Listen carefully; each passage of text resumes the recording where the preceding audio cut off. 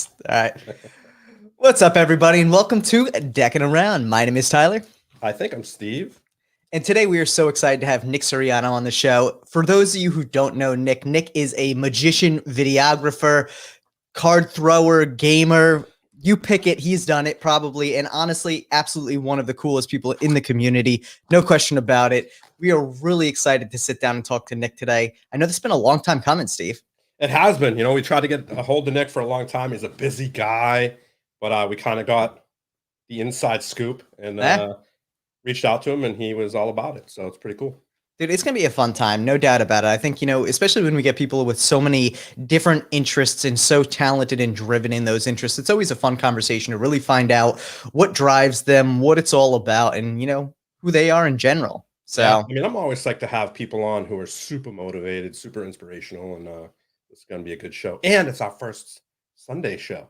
I know, dude, this is a big one. Of course, we just mentioned we picked Mother's Day Sunday, of course, but with that in mind, it's going to be a good episode no matter what. So, you all ready, Steve? Let's get into it. Before we jump into it, make sure to like and subscribe, and let's pull in Nic here. What up, Nic? Hi, guys. How's it going? Thank you. I love the simplicity of like your background here. I see like some Star Wars statues in the back, the blue screen back there, and just like some pink ambient light. I love it. Yeah, I mean that's a good way to put it. It's either like simplicity or just lazy. So it's one of the two. So on the minimalism. I'll go with that. Yeah, I look at it. I'm like, reminds me of a Nikon camera, which are always like, they always have that pink hue in their images. You always have to correct that shit. It's this guy right here. Yeah, I love it. I love it. Change it up. Switch up there the color. Go. There we go. Oh my god, dude, how you doing, man? Throughout the episode, I'm good. Yeah, just have it on a loop. I'm good. Thanks for having me, guys. I appreciate it. I'm excited to be on the show. Absolutely. Thank you for coming, man. We are super pumped to have you on. Like we said in the little intro here, we've been trying to get you on for a while, and you're always transitioning from one kind of medium to another. So it's like, all right, which it's like, what is he even doing? It's like, what is Instagram do we hit him up on? Just very confused. Should we even have him on the show? Oh no, we definitely want to have you on the show. We're all confused, so it's fine. But we're like, which Instagram do we hit him up on? And we were talking to Xavier Spade, and he was like, well, did you hit him up on Nick's night? And we're like, what the fuck is Nick's night? Like, what? And then he's like, oh, that's his gaming one now. He's on there more often. I'm like, all right, we'll hit him up there. I'm never on the magic one. I'm trying to get back into it and just trying to post more. It's just trying to figure out to slot out my time. Yeah, I'm mostly on the Nick's night one. And that's the tough part. I mean, especially when you have so many different things you're interested in, finding the time for all of them without detracting from all of them is so difficult. Like it really, you don't want to sit there and be like, oh, let me schedule from 12 to 1. I'm going to play games. And then from 1 to 2, I'll do magic. That takes a lot of the fun out of it. But otherwise it's like, hey, we'll see how it goes today. Exactly. Exactly. Oh man. I mean, the thing is with magic, you always have to, I mean, it's so much work, right? When it comes to like games, just get on and freaking play games, right? Yeah, you just play.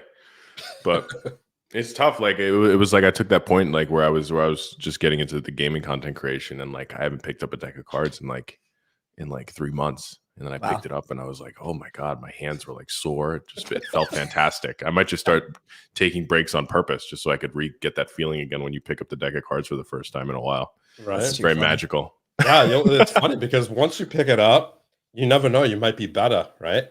There's a lot of times when you put something down for a little bit, take a break, you come back and you're always better. That's true. What is it? It was like I saw on like I think it was the Joe Rogan podcast, but they had some like a sleep person on, and it's crazy. Like when you're sleeping, you're actually like practicing in your mind of like the task you did that day, and you wake up 20% better than where you were when you ended the task. Like, dude, that's crazy. 100% agree with that. You want to hear a stupid funny story? Yeah. So I'm Jewish, right? And I'm not religious, but so when I was growing up, and when every good little Jew boy, like at 13 years old, has a bar mitzvah, right? So when I was 13, I was a paper boy, and maybe around 13, I was a paper boy. And when you have your bar mitzvah, you get money, so that's the reason why I wanted to do it. So I was having a bar mitzvah, and I never went to Hebrew school, so I basically just kind of got tutored, which you learn how to do the readings, which is the Torah, right? So I basically was memorizing it not in English form, but like Hebrew but in like English phonetics, I guess you call it. Okay. Right. And I would practice, and that shit was hard for me. And I literally went to bed one night, and I woke up in the middle of the night and woke up in the middle of a sleep and literally did my entire Torah. And I woke up that next morning and I'm like, Mom, I can do my reading. She's like, what? And that night, the day before, I was having so much trouble. I was like, yeah, I woke up last night in the middle of the night and I literally could do my reading. And she's like, no way, do it. And I did it. Like right through. So I'm a huge believer in that. Dude, that's where the term like sleep on it comes from. Because it's that's so true. Because that's what crazy. happens, and it's proven, they did tests on rats, and they had them do a maze basically, and then they actually read their like brain waves. I could be speaking insane right now, but just listen to me, and we're gonna figure that. But it's like we'll believe and so like if you listen to the brain waves like as if it was like a sound, it was like beep beep beep beep, and like imagine like that's the rat making the movement. When they slept, it was the same exact pattern of sound, but it was like 3 times faster, like beep beep beep beep beep beep beep, and they were going over and over in their head the same pattern. And when they woke up, they were better at the maze. So it's like it's just crazy to think that like our brain does that while we sleep. Joe Rogan's a genius. I love his. We learned so much from his channel. I know, it's so wild. Dude, that's cool. Sleep on it. I never even thought of that. Sleep on it. Just more of an excuse to sleep all the time now. There you go. That's why I sleep so much. I'm trying to be better. Dude, that is well, and hey, you know what I mean? You're into so many different like hobbies. Like you're probably multitasking even in your sleep. So oh my God. Good point. So, kind of to give people a little bit of a background on who you are, you started, we'll say, in magic and card throwing and really got big into that area. And I think a lot of people, if they don't know you from that side of it, probably know you from the work you've done with Alex Pantray and the Nic videos that he always comes out with. Crazy. I mean, absolutely crazy. Like, was magic really what got you a lot into the whole video side of things? No, I actually, my goal when I was younger was I wanted to be a movie director. Oh, dope. And that was kind of like I loved film, and I loved watching movies, and I was obsessed with like action movies, and that's what I really wanted to do. And then I was obsessed with like the YouTube scene of like, because YouTube popped off and it was all those skits. Like YouTube is no longer that anymore, but it was all those action skits and video game skits, and I wanted to do that. So I started getting into film, and I learned mostly off of YouTube, and that's kind of like taught me what to do with film. And then I just was able to combine them both with the magic and stuff, and that's kind of like how that whole YouTube and magic and cardistry journey and card throwing journey took off. That's really cool, man. Thank you.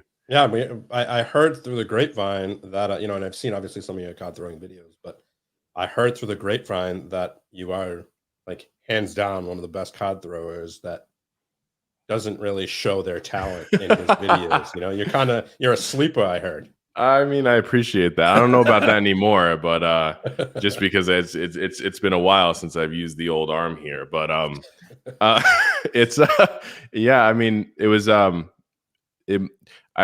think a lot of it was just messing around on camera. It was like I never wanted to be the best card thrower. I never wanted to, have like that. It's one of those things where like I'm like really like nervous when like I perform and stuff, and like I was like like people are gonna ask me like hit a target like anytime. I'm like that's why I'm like, oh no, I don't throw. I throw cards for fun. I'm not that great, So it's like it's just, and then when you throw, you can like hit a target. Be like, oh, it was luck. Kind of. I mean, not anymore, but when I was doing the show for MTV, I went on Rob Dyrdek's like Amazing the Show, and that's where I really like honed in my skill of card throwing, because like they hit me up and they're like, hey, we saw your videos, I want you to be on the show. And I was like, oh my God. I was like, I'm not that good. It's like I really got to practice. So like I was practicing like every single day, 3 times a day. I was throwing cards so my arm would hurt. And then yeah, that's kind of like where I really that was my peak. And then now I'm like probably over here. So it's like I've just slowly been. So I need to get back into it. I feel like you should pick it up again though, quick. Yeah, like it's definitely like a muscle memory thing. So definitely. Pick up a deck of cards and start throwing, you'll be fine. I just wouldn't want to be your like practice person on the first couple throws where you're trying to slice the celery out of my mouth. I'm sorry to all my friends that I've had to do that too. It was bad. Right? Oh my God, dude. Does that hurt? Like getting smacked in the with a card, does it hurt? Yeah, I mean, like my buddy and I, we were doing YouTube because I was doing like kind of like I was doing like skits on YouTube with like card throwing involved with them. And my one buddy, Joe, he's actually here. He's visiting right now. We would do these skits together, and he like wasn't a card thrower, but like he did it for the channel. And yeah, we would do like these challenges where like we would pick a card, and, we'd have like a deck of cards, and we would pick, and like say you pick like an 8, that was like 8 cards, and then on another card it would say a body part, so it was like 8 cards to the bottom of the foot, and then we would throw the cards at each other on the bottom of the foot, and it was like a big challenge video. That was miserable. Like you ended with like, imagine just covered in paper cuts. That's basically how to describe it. It was terrible. It was that so sounds bad. Horrifying. It made good content, but I don't recommend that. It's not a don't give that a go. The things that people do for content. I know, right? Dude, that's just like, yeah, I can't even imagine. Like that's gotta hurt so bad. Like that's terrible. And like intentionally doing it. Like I'm sure even like accidental, like people who are like a target in that point are probably like nervous, but to know it's coming probably makes it 10 times worse. Yeah. Oh my God. I can't even imagine. But hey, I mean, like Steve said, what you do for the content. And I think at the end of the day, like you need to be able to get good at it. Hitting specific body parts, especially bottom of the foot, something like that. That's small, and you walk on that shit constantly. And was it like at a close distance, or how far away were you guys? It's probably 4 feet, 5 feet, just because we weren't that accurate at that point, so we had to be close. Oh damn! So like that's just like worst case scenario. Yeah, it was fun. It was a good time. You should bring Joe in, have him sit on the floor, and you can practice again. We can all get a laugh out of it. Yeah, we can all get a laugh out of it. I'm down. Poor Joe. Oh my God, man! I'm Thanks sure for taking one for the team, Joe. So glad he came to visit, right?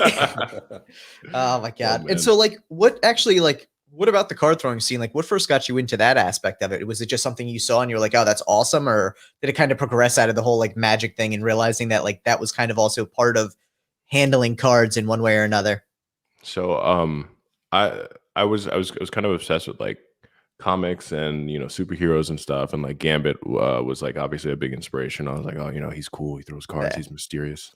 And then I was in the 2nd grade at summer camp. And one of the camp counselors was actually a card thrower. Oh, wow. That's dope. And yeah, and like he had a deck of cards that was like thick. So it was like the thick deck of cards that like, the magicians used to throw out like back way back then. They would throw into the crowd because it was thicker, it was easier to throw. Yeah. So he had like those, and it was like it's like the thickness of like 4 cards glued together. And he gave me some when I was called that a cardistry trainer. Yeah, exactly. Yeah. But he gave me some when I was at summer camp. He taught me how to throw cards, and that's kind of like how I learned. And then it was one of those things that I would just run around the house with my friends. We'd throw cards at each other. Like everybody's having Nerf wars, we were having card throwing wars. Nice. And then yeah, like my senior year of high school, I was into the film thing, and I was posting on YouTube, and I wasn't really getting any traction, and I was trying to do like skits and like action scenes, and those weren't doing well. And then I had my buddy Joe over, and I was like, hey, we should do a card throwing video, like card throwing challenge video, just to hang out. It's a good time. We do it all the time. And I did it, and then it kind of like popped off. And I was like, okay, well, I guess this is maybe the route that I have to take it. I was like, okay, yeah, I guess so. I really hunkered down. I tried learning as much as I could about it. And then, yeah, I just started posting about the card throwing. And that's kind of how that whole thing like took over my life. It's kind of funny how like, I guess views dictate what we do in the future. I know. Right? It's like, yeah, okay, exactly. I'm gonna, throw some cards and see what happens. And I know, but it's like and that's what you end up like with Bob. It's the weirdest thing. It's like, it's just like it's nuts because that was like my. I wanted to do well on YouTube, and that was the thing that got the views. But if I never did the card throwing thing and I never tried that video, I wouldn't be here talking to you guys. I wouldn't be, I feel like the card throwing has like branched off into so many different opportunities that like allowed me to get to where I am. So like, I wouldn't change it for anything. But it's just it's wild the way that I don't know. It's wild the way the world works. Yeah, that's crazy. No, that is awesome, and to think too, like you said, so many new opportunities have come from that, especially on the side of like. Again, like the visibility of your video stuff. Like, I think that's one thing that was actually probably my first introduction to you was, I'm trying to think which Knock video it was where it was all like kind of World War II-y. Yeah, that was the first one that Alex and I did. Yeah. It was right?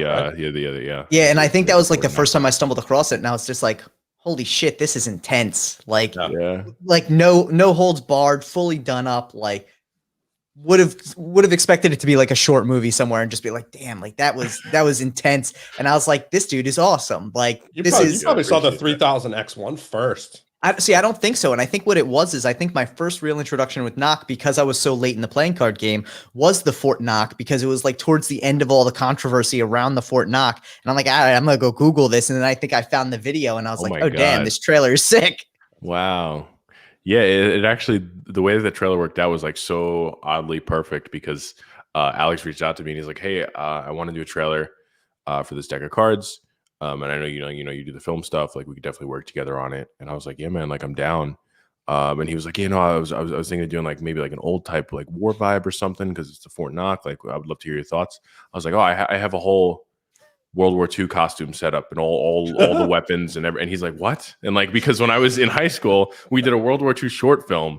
So like I just did like a bunch of like thrifting and like made these World War II costumes that I had and had like clips from the World War II short film I did because I was like obsessed with like Saving Private Ryan. I wanted to do something like that. So I made that short film in high school. And then it was so funny because he's like, okay, he's like, let's do it. So like I had all the costuming and everything ready to go. So like that was like the first one we did together, and it was fun. It was a good time. That is too funny. Yeah, that is funny. That's some like fate right there for sure. I Just know. like, yeah. Oh yeah, no, I got this. No worries. Like, exactly. Yeah. No. And then it sparked the whole mine and his collaboration on all the rest of the trailers.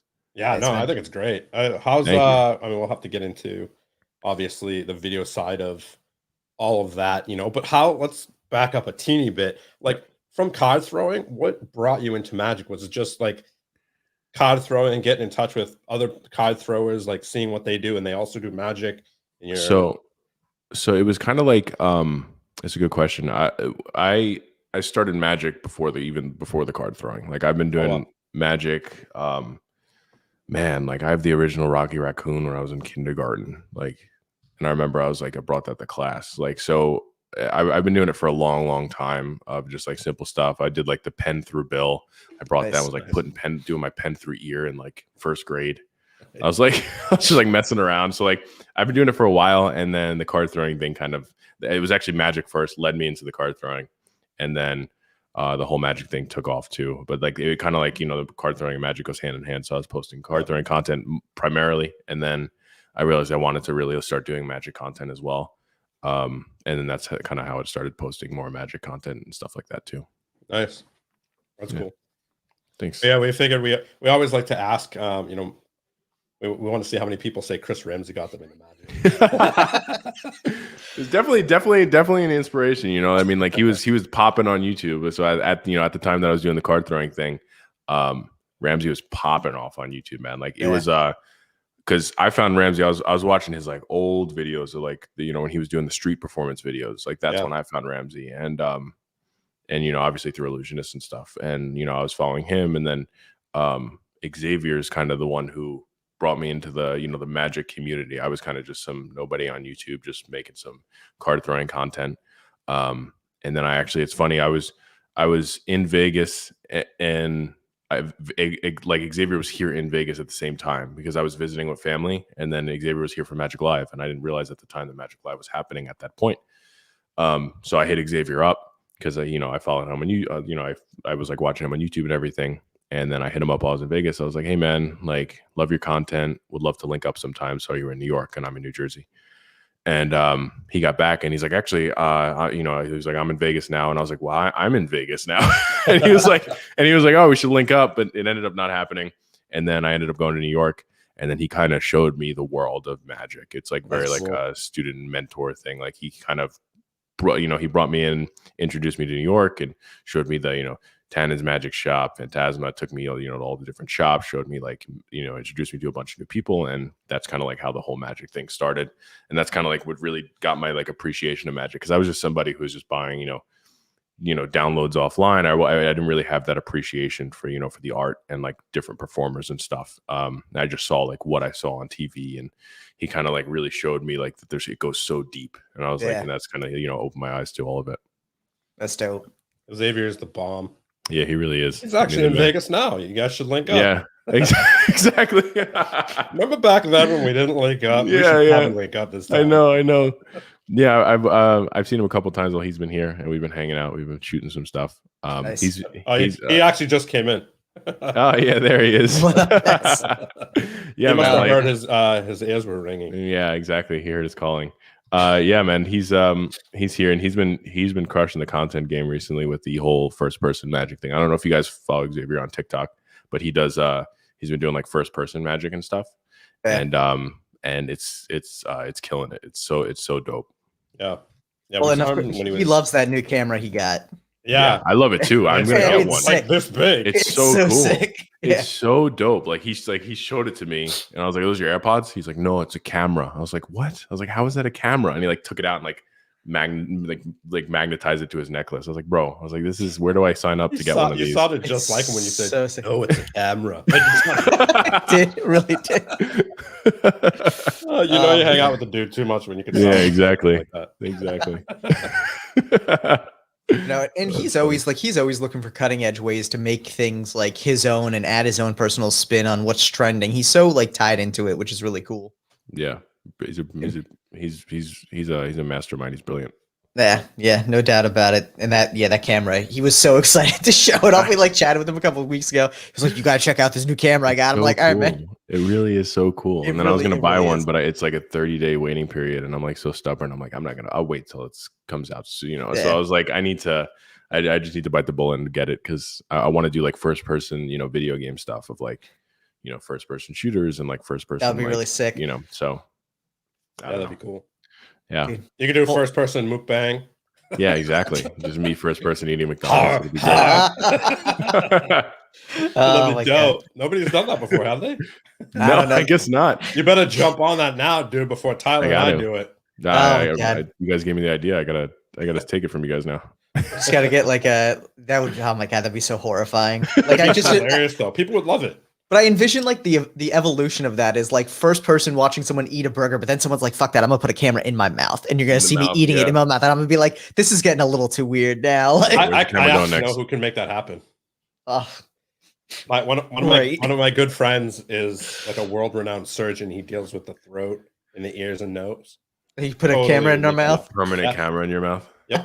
Sir, Oh my please God, put it in. No, thank be you. horrifying. You know, I don't need that. I definitely don't need that. Oh my God. But dude, and that's the thing though. Like that's really what it is all about these days is like you have to think of like the next thing that's going to pop off Yeah. because if you're following a trend that exists and not putting your own spin on it, you're already behind because the person leading Yeah. that trend is already thinking of the next thing and the thing after that.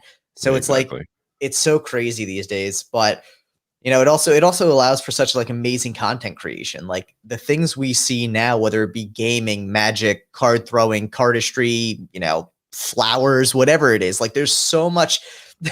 I mean, you laugh, but it's so true. Like there's so Yeah. much creativity going into things that have been the same for decades. Yeah, so much Because innovation. because there's so much visibility on it now, and it's like, wow, like this is really sick. Like, dude, I don't know what it is, but I keep getting ads on Instagram for like flower pot like material. It's called core or something like that, and you pour water on it and it gets bigger. And I'm like, first off, like I'm the only person who could kill any plant.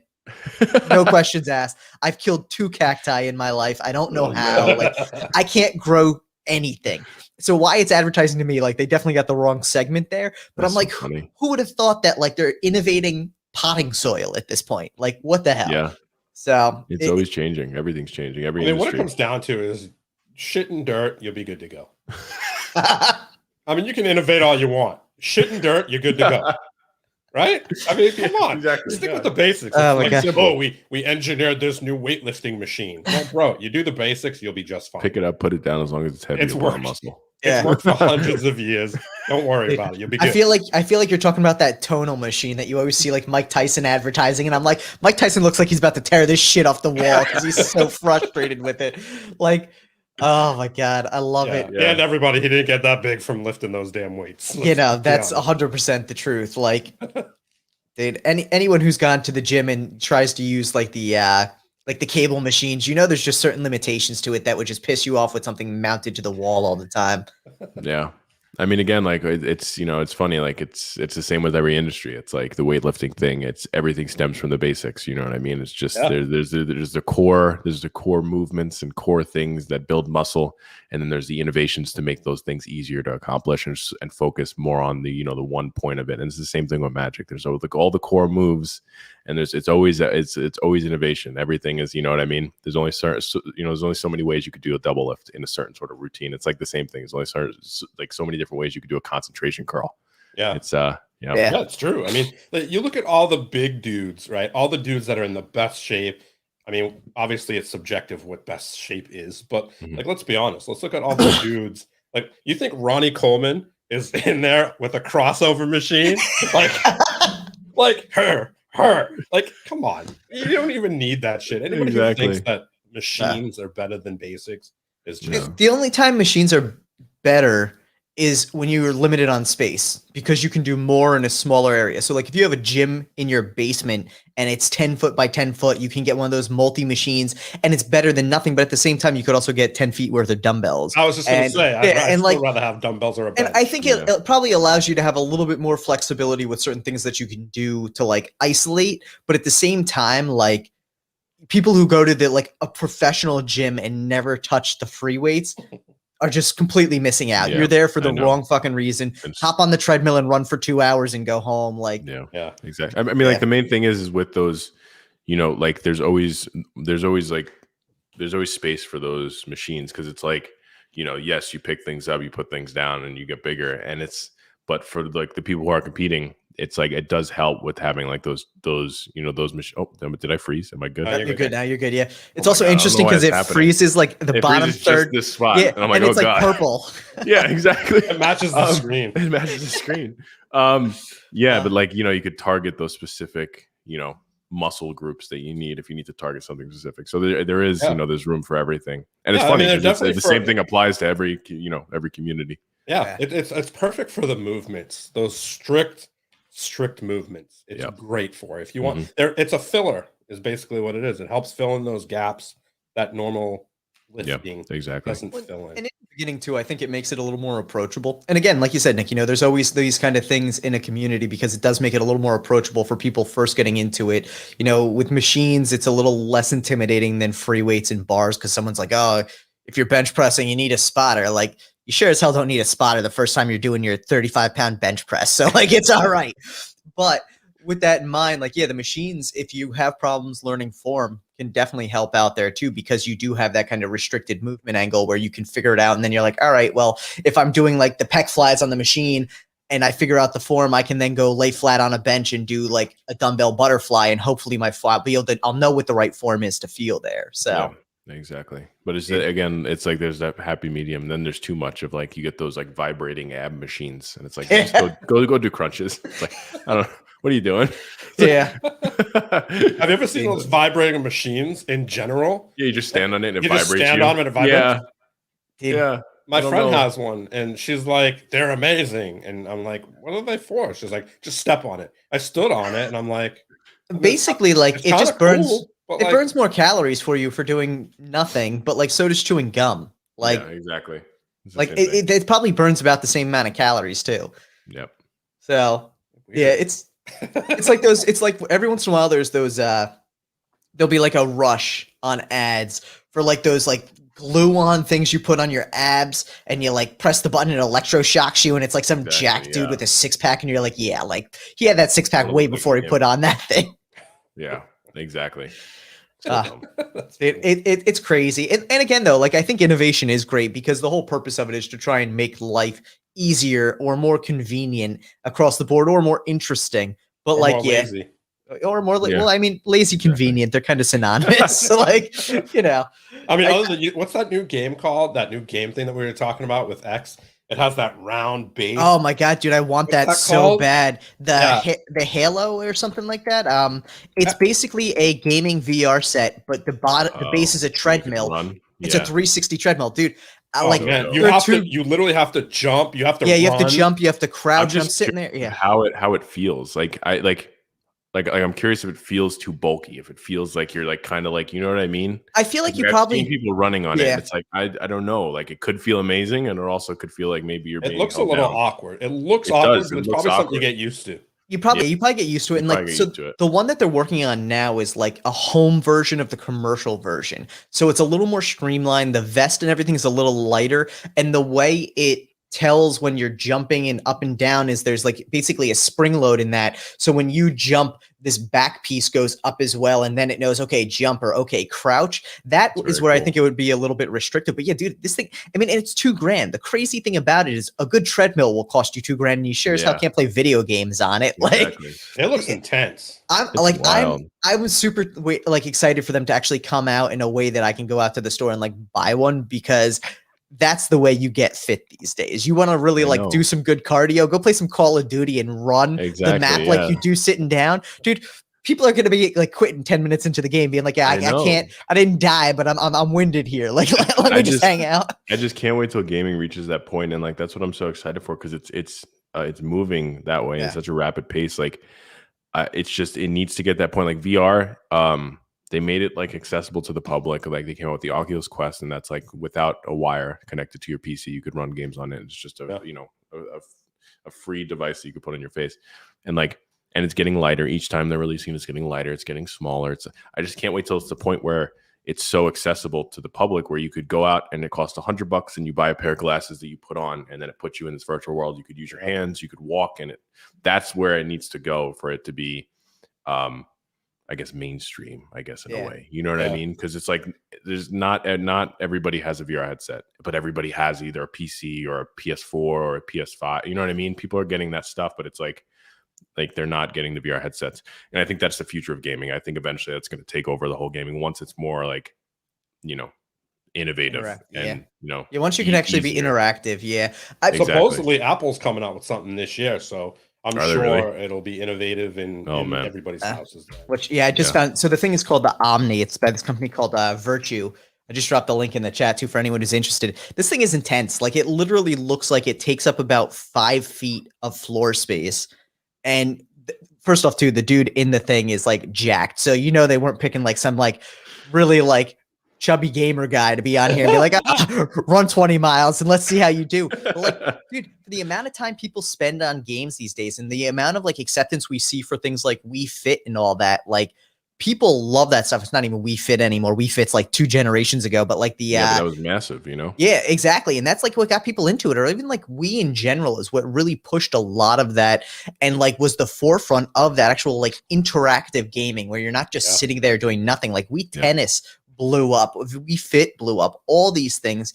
And like, I'm excited. I'm really excited too to see how that goes, because I think it's going to drive a whole new world of what gaming looks like from the point of view of like, dude, maybe people are going to be healthier because of it. Like maybe people aren't just going to be like sitting here the whole time. Like you're going to be moving, you're going to be interactive. Like that's, I mean, think about like the thing it makes me like think of is like way back in like the day with like, not Running. Was it Running Man with Arnold Schwarzenegger, where they get dropped, where you get like arrested and dropped into like the movie. Yeah, like that's obviously real life interactive, not VR interactive. but you know what I'm saying? Like I think that's how like this is like the evolution of it is people were like, yo, one day we're gonna have video games where we just drop you into Thunderdome and it's game on. And now they're like, yeah, we're gonna do that, but it's virtual, so you don't actually die. It's all right. And I'm like, all right, cool. I'm like about this life. I'll do it. Yeah. Thank you so much, Mark. Thank you, Mark. We appreciate the support, man. Mark. Thank you, Mark. He blessed us. Usually he makes us play the fart song, but he didn't do that. He'll probably donate a little later for the fart song. So honestly, my life was really good until I realized the fart song ended with like that big, nasty, wet one. I'm like, it's so gross. But that being said, we'll spare you a little longer from the fart song, Nick. Cool. But and I think like the crazy thing about the VR side of it though, too, is like, you look at like what Amazon did when everyone was actually like stuck inside for COVID. They started having these VR vacations where you could go and someone would like tour a city with you, showing you around and answering questions. It was like being in like Brussels live and seeing all this stuff for like $10. Like the world is going to open up in such different ways once VR is really mainstream. in my opinion, it's going to take over everything. And Bet. I don't know if you guys ever seen like what's the movie called, Ready Player One? Have you guys seen that movie? Yeah. It's like it's going to be that. It's going to be the Oasis. They just I forgot who gave Epic Games. Epic Games is the people who created Fortnite. They just got like a ridiculous budget to make the Oasis from Ready Player One. Like they're going to make that. Like it's going to be a thing where you could drop in, you could go to anywhere you want, you can create anything you want. And like they're even starting to do it in Vegas. They're opening a casino here that's going to I think I could be wrong because I'm getting like word of mouth, and it's from people who are like in gaming, maybe like it's like an Atari casino or something like that, where a casino is going to open in Vegas, and it's going to be a situation where you can go and you could gamble in person, or your friend could put on a VR headset and gamble with you at the table next to you in the casino. So like it's going to be where you can go there in person and link up with friends in the virtual world, and they're going to combine it. And you could also get in the casino in the virtual world and gamble crypto within this casino. It's like crazy. I think that's where the world's going. Like it's going to be, most of the things are going to be virtual, and it's the same thing with like the whole crypto scene right now. That's where it's heading. Which is so interesting. We were just talking about that yesterday, actually. Before I get into that, what's that movie called? Is it Kingsman? Kingsman. Yeah, it's when you're sitting around the table and all these guys. They're virtual. It's basically just like that. Exactly. Crazy. But, it's gonna be nuts. Even like and here's the interesting thing, and why I'm glad that they're making it more interactive than just purely virtual. And I think that's why it's good. VR never took off when it was just like, hey, sit in your chair and do nothing and just have stuff happen around you. People want that movement aspect too. You remember the movie Surrogates with Bruce Willis, where like basically you would like plug into this network. It was kind of Matrix style, but like your body could be whatever you want. But basically they were like comatose in the real world because it would like upload their brain and bring it back. That's the other side of it though too, is like if people are just like, yeah, like I want to check this out, but I don't really want to move. It's like, all right, do we all become basically like slugs who just live in this virtual world? And it's like, let's be really fucking honest. Everybody's damn comatose when they're playing games now. Yeah, but if I had to run, I mean, first off, and I'll tell you this dead ass honest, if I was playing Call of Duty and I had to run as much as I would have to on one of those treadmills, I'm camping the shit out of that map. Like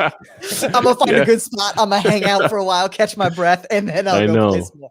But like it's gonna be intense if that's the route that really catches traction, because then people are gonna be just so much more interactive. It's gonna be like real life. I mean, you see people who like bug out in VR headsets now when they're just walking around a little bit, and it's like there's a cliff and they step off and they think they like fall and stuff. It's insane. Exactly. Yeah, it's that's where it's going. I think once they figure out how to make it, because you have an Oculus headset, the mic isn't good, and you have to set it up weird and just stream it to your desktop. There's all these barriers that make it so like I could turn on my computer, log into Discord, and join and start playing video games with my friends.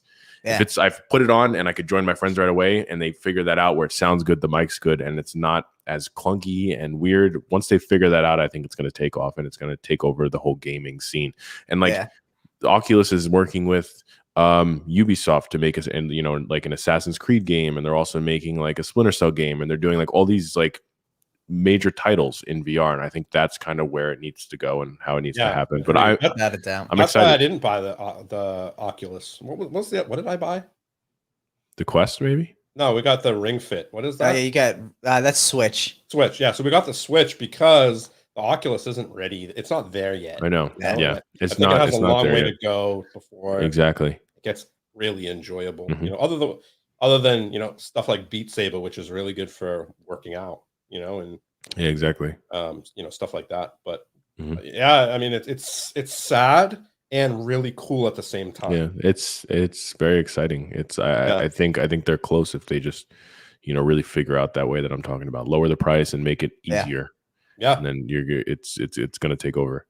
Yeah, no, I mean it'd be great because I think, and it's interesting because if you look now and just look at the graphics are getting ridiculous, Oh my God, yeah. In comparison to the VR headsets with all those high titles, it's going to be. Yeah. Every once in a while, I get like nostalgic and I'll install like the original Warcraft or like the original Diablo or like stuff like that, and I'm just like, damn, these graphics are terrible. It's like crazy, but you don't realize. But the way you remember it, you don't remember it as the graphics being bad. It's so weird. I'll go back. I'll play games that I played when I was younger. And I'm just like in shock. I'm like, oh my God. I'm like, this is so bad. Like at the time crazy. it looked so realistic. Yeah, and now you're just so like, realistic. yeah, it's like, all right, those are all polygons there. But like the way that it's going now, the way gaming is going now is it's really becoming so realistic. Like these graphics are insane. And I don't know, like, if you ever played Call of Duty World War II, but the campaign, the campaign in COD World War II, the game kind of got crapped on, but the campaign in it is the most like realistic looking Call of Duty campaign. Crazy. I mean, like, I'm sure, I mean, maybe have you guys played the Modern Warfare 2 or no, the Modern Warfare campaign, the one that just came out, like the newest Modern Warfare?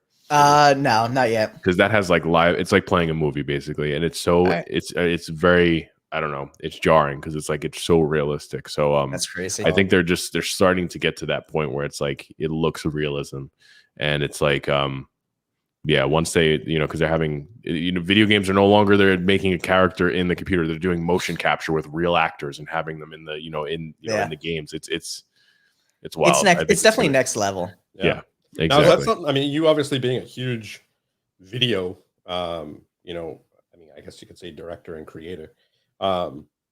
Is that something that you'd like to get into more?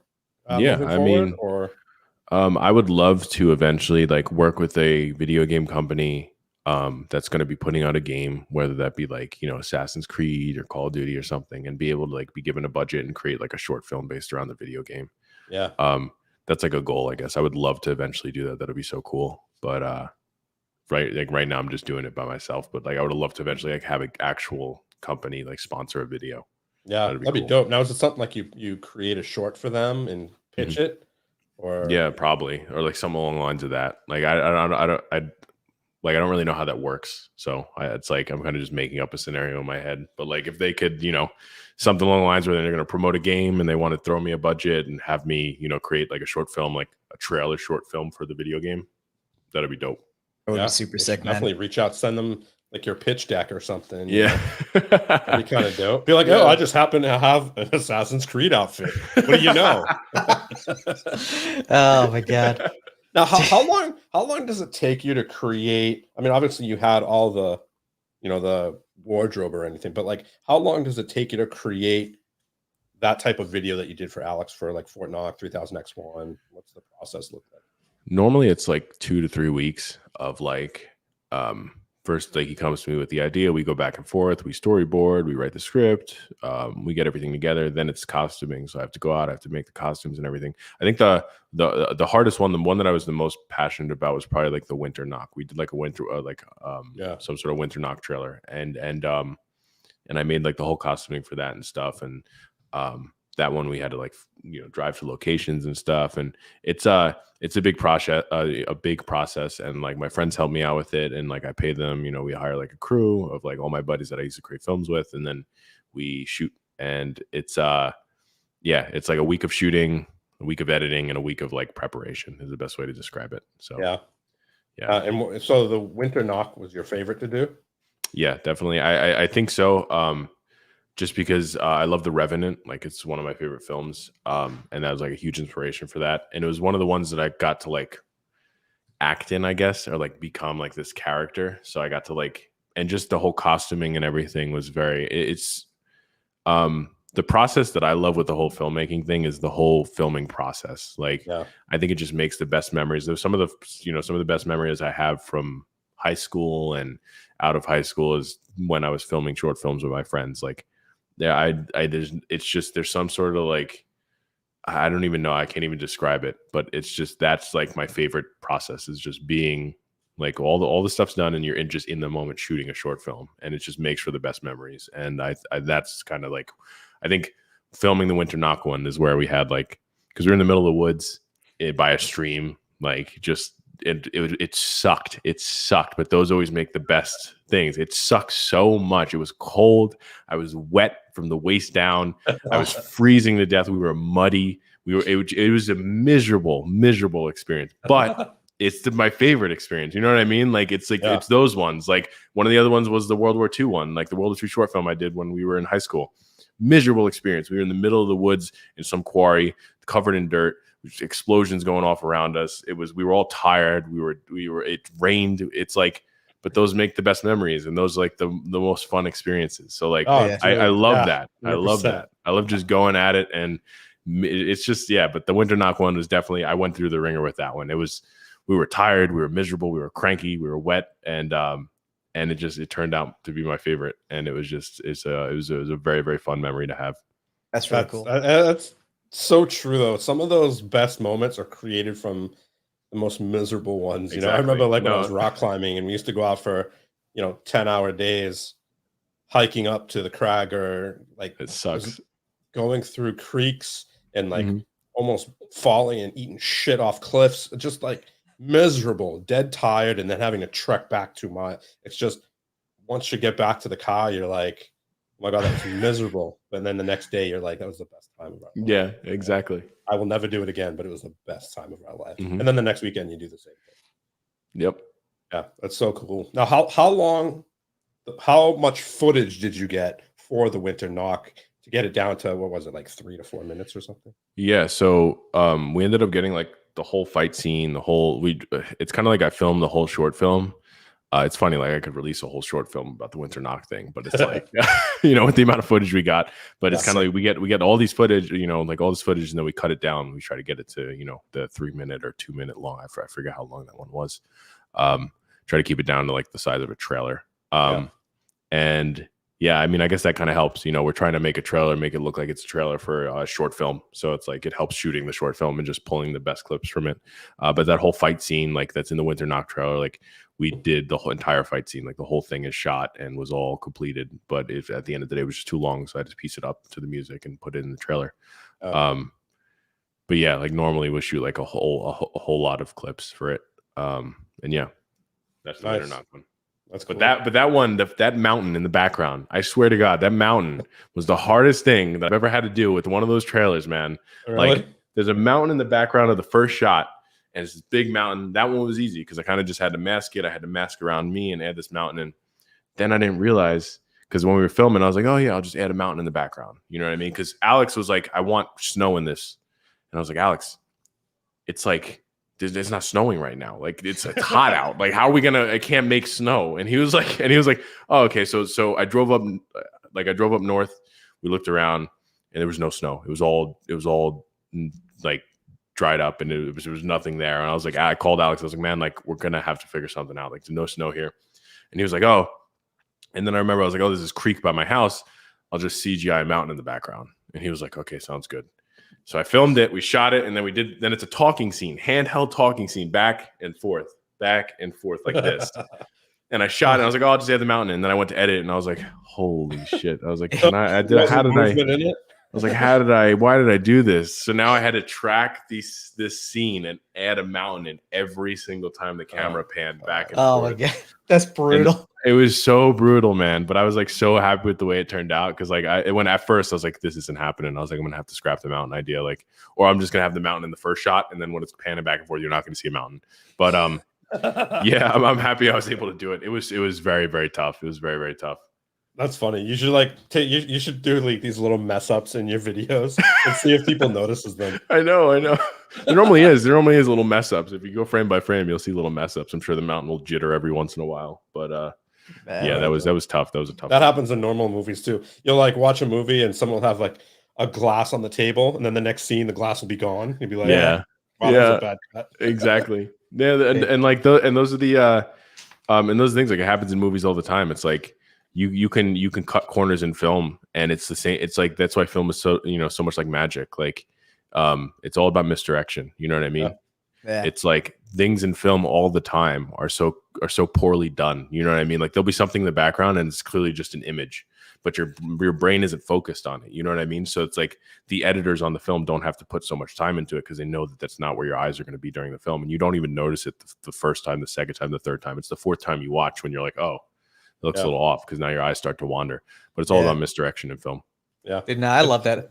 I mean, the fact that there's like literally like blogs and websites dedicated to like continuity errors in movies too. Like exactly. Like it's always so interesting to see, because you're like, oh man, you're right. You never would have noticed it if you just watched through something once. Yeah. It's so awesome, the difference between Tyler and I. Tyler's like, yeah, it's really cool to have websites again. It's like, that shows continuity. And I'll be like, it's really cool that they have websites that show all these fuck ups in movies. In my head, that's what I'm thinking. And Tyler's like, technically continuity errors. Yeah. They're technically continuity errors. No, I know, but it's just funny, like the difference in how we would just dictate that, you know? Even in like television, you see it too, where it's like in one scene, someone's got like this, like their shirt's all the way buttoned up, and the next one it's one button down, and all of a sudden you're like, and it keeps switching back and forth. And like that's what always gets me too, is when you notice it the first time around and it's so like in your face because they're the subject that you're like, God damn it, like why couldn't someone just button the damn button?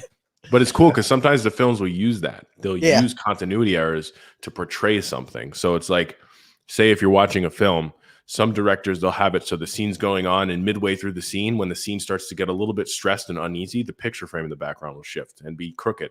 And they do that subconsciously to trick your brain to be like, oh, something's off. Something's not right with the scene. That's and really it's cool. Directors do that stuff all the time. And it's that subconscious like tricking of the brain. Like you'll be watching a scene and nothing different was said. It's just all of a sudden now you feel like this uneasy. And it could be something changes in the background. Either like maybe there's, you know, something that happens in the window, but like directors do stuff all the time. Well, they'll do, continuity errors to trick the brain into feeling a certain way, which is so cool. No, and a lot of people do it with like music, right? Where, on the beat, that's the proper way to create music. You do it on certain beats and stuff like that. But when you're creating music for like horror movies, you do it off beat because it's so uncomfortable to listen to, and I don't know. Or they play things in reverse. Yeah. Kimbra, the musician Kimbra. No, I don't. So she sang, she was on that song with Gautier, somebody I used to know. Okay. It was huge like a while ago. But she's an amazing musician, just really, really cool, tones in music. But she, I guess, studied horror music in school.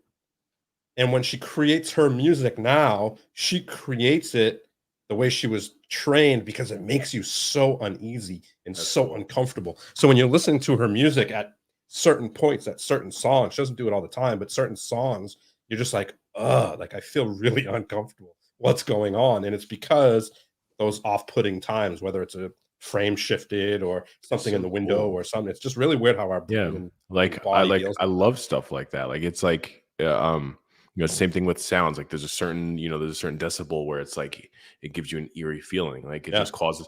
And there's like even the same thing with like Disney. You know how Disney has like in Disney World, they have like the color that they paint on certain doors that they don't want you to see in the park. It's called Go Away Green. I just saw an article on that like a couple days ago. So they'll paint certain things that they don't want you going by because it's Go Away Green. It makes you feel uneasy. Hey, thank you, Mark. We appreciate it. Let's go. Thanks, Mark. Song. Oh my God, it's such a long song. It really is. I'm sorry, everybody. Here we go. Thank you, Mark.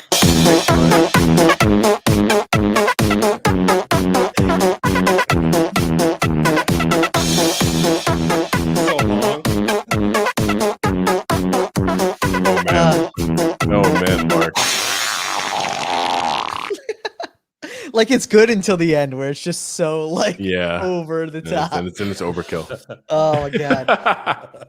Oh my God. Thank you for that, Mark. We appreciate the support always. And this fart song. He loves it. Thank you, Mark. We enjoy that.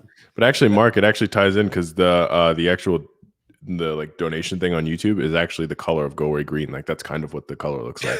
But don't Which go is away. Interesting. Please don't go away. But no, but don't go away. I'm just saying. And it's really interesting to see too, because like when I was reading that article on the whole Go Away Green thing, and it talks about like it's not just like doors too, it's like light posts and all these things that are like don't want you to see. Exactly. And it's like super weird that like you never think about it. And I wonder if it's one of those things where it's like a glass breaking moment. Like once you know it, you can't unsee it. But up until that point in time, you're like fine, So it's like with people with like annoying habits, where like once you realize their habit, you're like, oh man, yeah. I mean, it's like I think Disney is like definitely one of the masterminds of like tricking your brain of like everything that they do. Gives you this like, you know what I mean, sensation if you don't notice things. It's like Disney's the happiest place in the world because you go there and it allows you to forget about everything that's going on in the world because they distract you. And it's like from the smells to the colors to the things that are doing, like even the park members, you'll never see the trash be taken out in Disneyland. Like it just doesn't work because it goes underground and it's taken out through underground because they don't want to bring trash through the park because it's unsettling. It brings you back to the real world.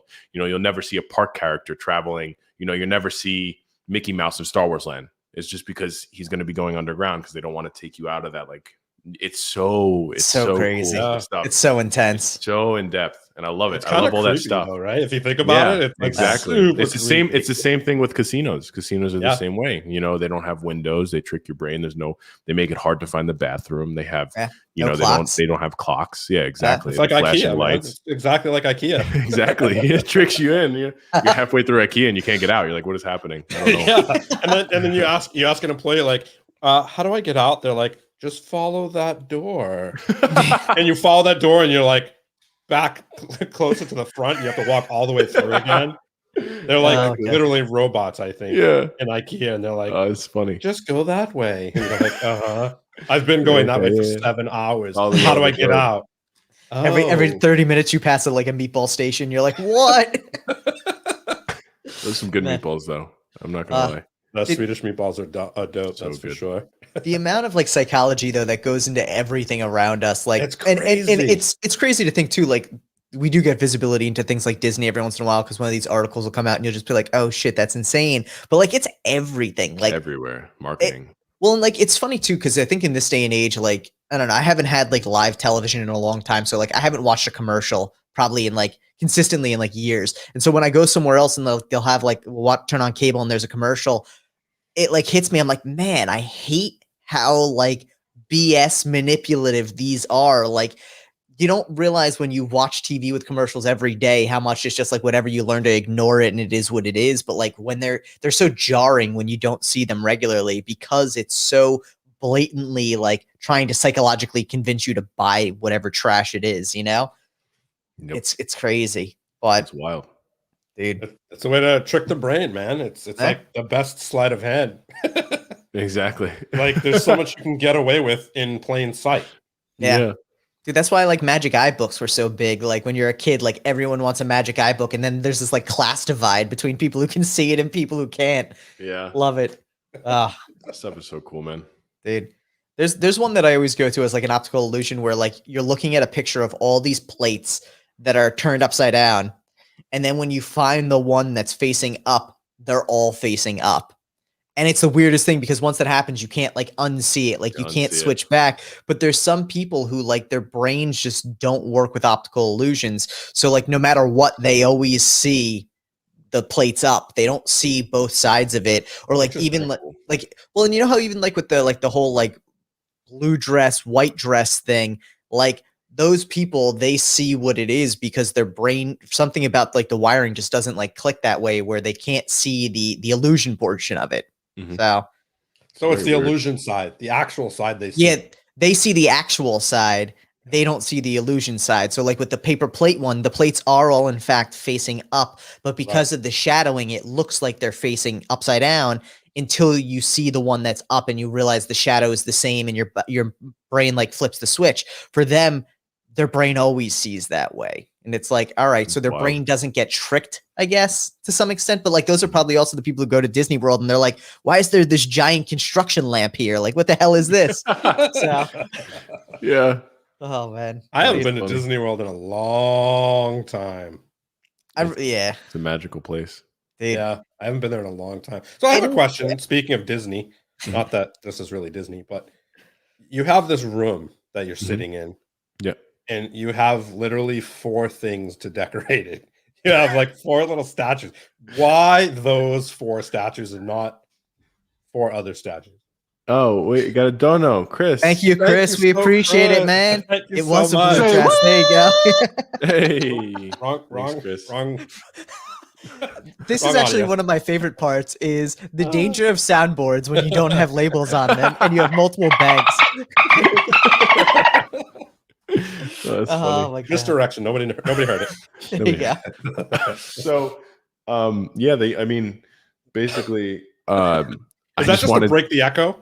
Yeah, I guess so, huh? No, it's just, it's kind of like the prop thing. Because like, one thing I'm obsessed with is like movie props and stuff. Like I love movies and I love the props within movies. So I'm trying to, this is like the poor start to a big collection of movie props. Cool. But, I have like, obviously, you know, like Indiana Jones in there. I have Star Wars in there. I also have Pulp Fiction down at the bottom. Nice. We have like Fight Club, John Wick, so like all the stuff at the bottom. Like I have like the burger the burger place from Pulp Fiction, and nice. the Red Apple cigarettes. Yeah, exactly. The bar soap from Fight Club. So I'm just trying to put together all movie props. But I moved here, like I had a bigger collection in New Jersey, but since I moved to Vegas, I couldn't take it all with me. So I'm trying to get it going. Like that's what I love. I love movie props and making movie props. So do you go for like the replica movie props, or are these like legit from the movie props? No, just like replicas. I can't why pay for the legit ones? You can get. Well, I didn't even realize for a long time like there's auction sites that have the legit big ones money too. And again, I saw Instagram ads on it, and I was just like, get like Han Solo's blaster, $48,000, and I'm like, I mean, that's probably way underpriced for actually what it was, but I always saw this and I was like, holy shit, like that's insane. So the only ones that are super cheap are the ones from like Alien versus Predator. You can get those for like $12. Dude, speaking of movie props, don't we have a movie and a prop that we can put in here to show people? Nick, we have a movie that we obtained. On. I didn't download it though. I forgot. So let me go do that. Yeah, download that. I have to go find where this is. We have to show our viewers harassment that you go through. God damn, where is this thing? It's gonna take me a couple minutes. We can chat about other things while I'm looking for this. Yeah. We could preface it. It's basically a video. I'm sure you'll know it the minute. Obviously, we start talking about it already. But it's definitely something, when you start hanging around with, all your friends that you hang around with, whether it's Alex, Westbacher, Spade, all those guys, they're definitely tricksters and things you always have to be aware tricksters. of. And look over your shoulder. Yeah, I mean, you don't even know if you want to look over your shoulder. You just. I know. There's always something you have to be on the lookout for. Exactly. No, I know. Especially with their show out now, it just proves how they are. With Big Trick Energy. Yeah, it shows they're just tricksters, man. Yeah, all those guys. It's definitely an interesting show. I've only watched the first one. Haven't dove into any of the other shows yet. I mean, I'm excited. I'm excited to see like what it's going to turn into and stuff. I mean, those guys they're so great, and they're so like great with each other. You know what I mean? They all bounce off each other. They all give the same energy, and there's so many different characters within their group. So it's like, I think it has potential to be something really, really cool. Yeah, no, for sure. And I mean, I like I said, are they on that third episode or something? Or? Third episode, yeah. Yeah, I only watched the first episode, and watching that one, it definitely needed a lot of work, in my opinion. Just connecting with the characters. Exactly. If you know them, it's totally different because it's just probably like you're hanging out with your boys. Yeah, but exactly. For those who don't know them, it's just like, cool, what's going on? Yeah, I know. No. Yeah, exactly. That's why I think like with the yeah, exactly. I think with the the releases of each episode, it's just going to keep getting better and better and better. And again, like those guys are so great working together. Like I think it's definitely going to pop off once you start coming out. And more of it come out, and you could develop these characters, and you get to really see who they are. Yeah, I mean, I think it'd be dope, like for the first one to show. I mean, maybe not even the first one. I guess as you go, like you said, as you go throughout the episodes, is just like build a story based around each one of those guys. Who is Chris Ramsey? We know who he is. Who is Wes and Alex, and but like build the story around them and why they are there. Yeah, who they are exactly. And I think it'll be interesting to see very cool how they kind of map that out. I definitely think it's going to be dope. Yeah, because they're so different. All of them are exactly totally different. That's for damn sure. I know. How you doing over there, Tyler? He's vibing. Yeah. For some reason, I can't find it. I don't know why. I just took all of Discord. Send it over my way because I know you have it, Steve. Or X send it. He was on TikTok. I'll send it. Well, no, I was going through the Discord and there was a video that didn't have a good thumbnail, and I clicked on it and it was like a dancing hamster. So I don't know where that came from. Welcome to Discord with. It's funny. Yeah, no, it was like a very there's also Chris Ramsey's like one of his old acting reels is in this chat. There's some fun stuff in this chat. So nice. But I don't know where the dancing hamster came from. That was just zero context around that one. Yeah. So those are my favorite though. Did I miss the deck sniff? We have not done the deck sniff yet, Bobby G. So don't worry. Let's do it while I'm getting the video ready. All All right, so for anyone who doesn't know, we obviously do a deck sniff every video. This is a tradition that's been going on actually since episode 10. So this is 54 episodes with a deck sniff in it. It's actually 53 because we missed one, but we had to do it after the fact. Missed a couple. There was a couple we missed. Yeah, that neither here nor there. But basically, it's a sniff a deck of cards. The background behind it is our friend Stu McCann, who's actually came on. He was episode 10. He did a blind sniff test. We threw 3 decks of cards in a bag. He blindfolded himself, opened the bag, still blindfolded, sniffed them all, and was able to actually correctly identify the manufacturer of each deck. Yep. Which is like crazy. God. So lots of experience, obviously, sniffing decks. But we always like to do this as kind of a tradition, A, because it was so mind-blowing, but also because Stu's just a dope dude. So what deck are you going to be sniffing today? Okay, so does it have to be brand new when I open it? Whatever you got, you got. I don't want to ruin the... It could be, yeah, if it's brand new, it would be even better. So do you want me to run and get I can get a brand new deck. But it's up to you guys, whatever you guys are thinking.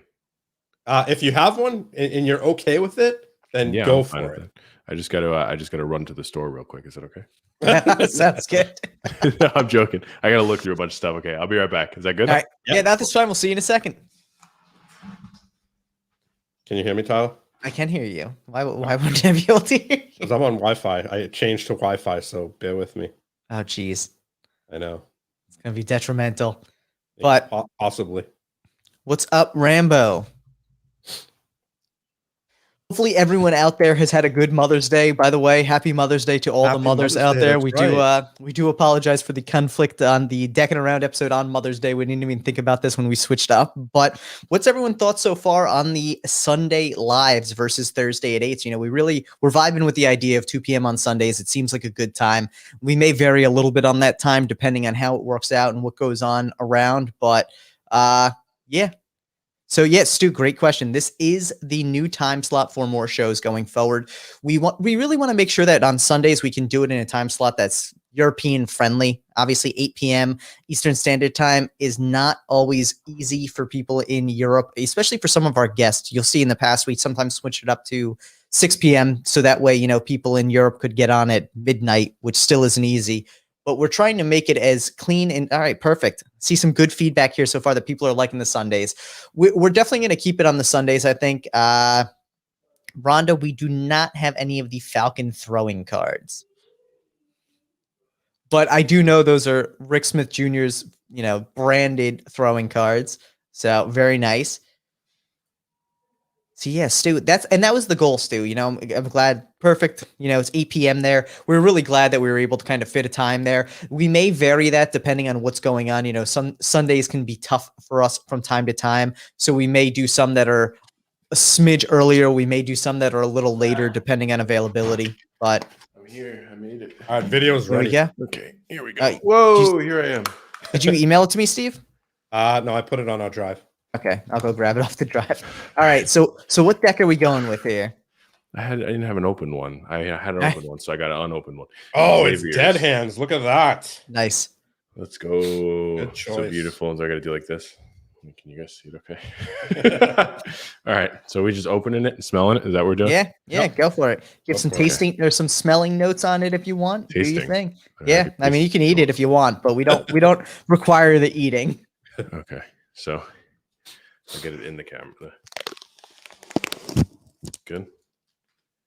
All right.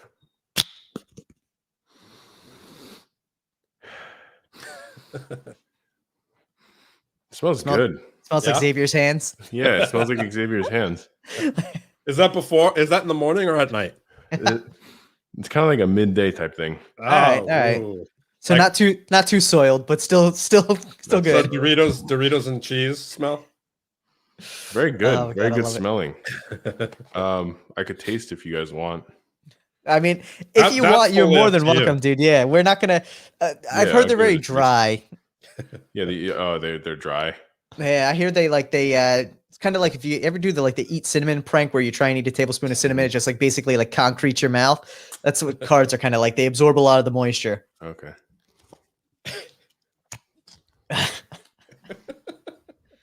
See, I do get the dry taste. I don't know. Right? Which card are you tasting? Nice. 4 of spades. Nice. Is that your card or? No, it's not my car. Yeah, I mean, tastes better. They're a little thicker than normal cards, just based off taste because I taste a lot of cards. Pretty good. I like to think it's Xavier. I'm sorry for ruining your deck of cards, but it tastes good, man. That just means you have to buy a new one. I have to get a new one. Should I spit this out? Are they edible? Probably, yeah. You probably want to spit it out. So they are edible for all intents and purposes, but yeah, they don't taste good, and they don't taste that great. You might find a pip in your shit later. So pip in your shit. That's hilarious. All right, good choice in decks, that's for sure. All right, Spade says it's cool. He'll give you another, so don't you worry. Thank you, Xavier. Appreciate All right, so let me see how I can easily get this video up, and we can talk about the fun pranks that ensue. Let's see, video file. And this also, you know what, this even kind of ties into the whole like psychology of commemorating his first day at the mansion. This is just so good. What are you doing in that fridge? I can't get it, dude. Oh, what the fuck is this? I didn't fucking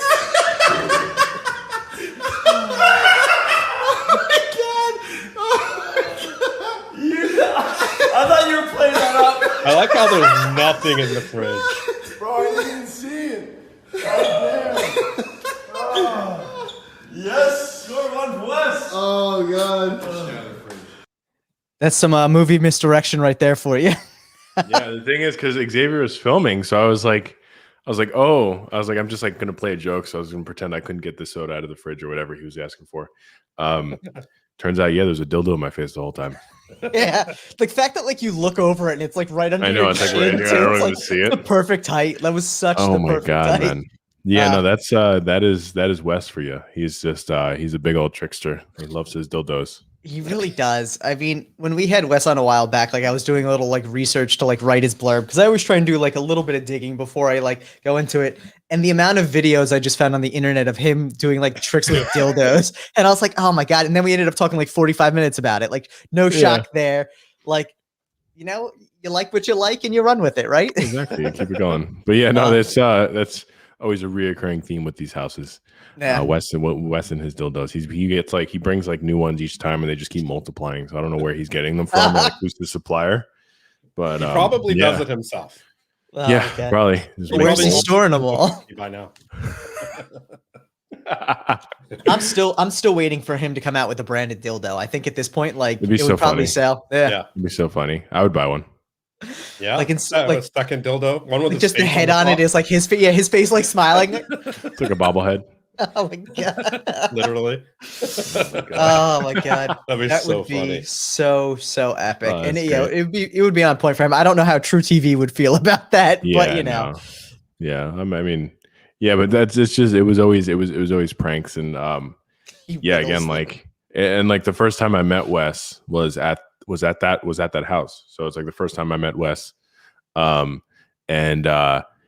yeah, we were because the way the house layout worked, I was sleeping in it was kind of like a bedroom with like two beds. So I was sleeping in that room. It was the first time I met Wes, and we had to share a bathroom. And I don't even know the guy, you know what I mean? I'm like, hey man, and he like stuck a dildo to the mirror in the bathroom. So I like went to wash my hands and like went up and it like bopped me in the head. So I was like, did you put this? And he's like, oh yeah, sorry, it's mine. I was like, oh my god. I was like, I'm gonna like this guy. He's a funny guy. Now, here's the question everybody wants to know: did anybody get Wes back with his own dildos? That's a good question. Did we? Huh? I don't know. I don't think so. I think Wes was he's too fast, man. Wes is like, that's the thing about Wes is like, he's so fast. He's such a he's one of the fastest people like on his feet that I've ever talked to. that's He awesome. always like, you just say something and he knows how to spin it and just like shit on you. So I'm like, it's like you got to be careful what you say around Wes. He's always so fast. He's so fast with like the way he comes back with you. It's like, I don't know. So I don't think anybody's ever gotten him. Interesting. Yeah, with the dildo, and now I know what I have to do. So thanks, guys. Yeah. yeah. You got to do it, man. You got to record it, but you can't do it when he sees you. You got to like just do something and you not be in the room, but just like rig a camera up where you can't see it. There you go. Exactly. Just one of those POV cameras, you'd be perfectly fine. Yeah, there you go. I love it. No, that is too funny. Spain says you threw them at him with his pants down. Oh, wait. I did get Wes. So I did it in a YouTube video. Oh my God. Thank you, Xavier, for reminding me. This is so we did a YouTube video together, Wes and I, where Wes stood up and I threw playing cards at him and he tried catching playing cards. Oh my God. So he's like standing up with like his cape on. I'm throwing cards at him and he's catching playing cards as I'm throwing them at him. And then I throw a dildo at him like midway as I'm like throwing the cards. I switch to a dildo and throw it. So I got that on video. So the dildo like slaps him in the chest. But it's so that's kind of like I guess me getting Wes. Oh, that's totally getting him. Yeah, Sure. That's dope. Yeah. Oh, That's funny. But he had his pants down. I don't think he had his pants down. I think that's just That's probably Spade's like dream. right. Yeah. It's probably just the way he remembers it. You know, he like remembers everybody with their pants down.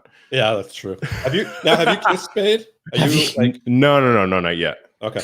Yeah, I'm waiting for that special moment. You know. Yeah. Well, I figured I'd ask because he's kissed pretty much everybody. So. Oh my God, I love it. I love it. Oh my gosh. Dude. I'm just thinking about like all that nonsense. Yeah, What are you gonna say?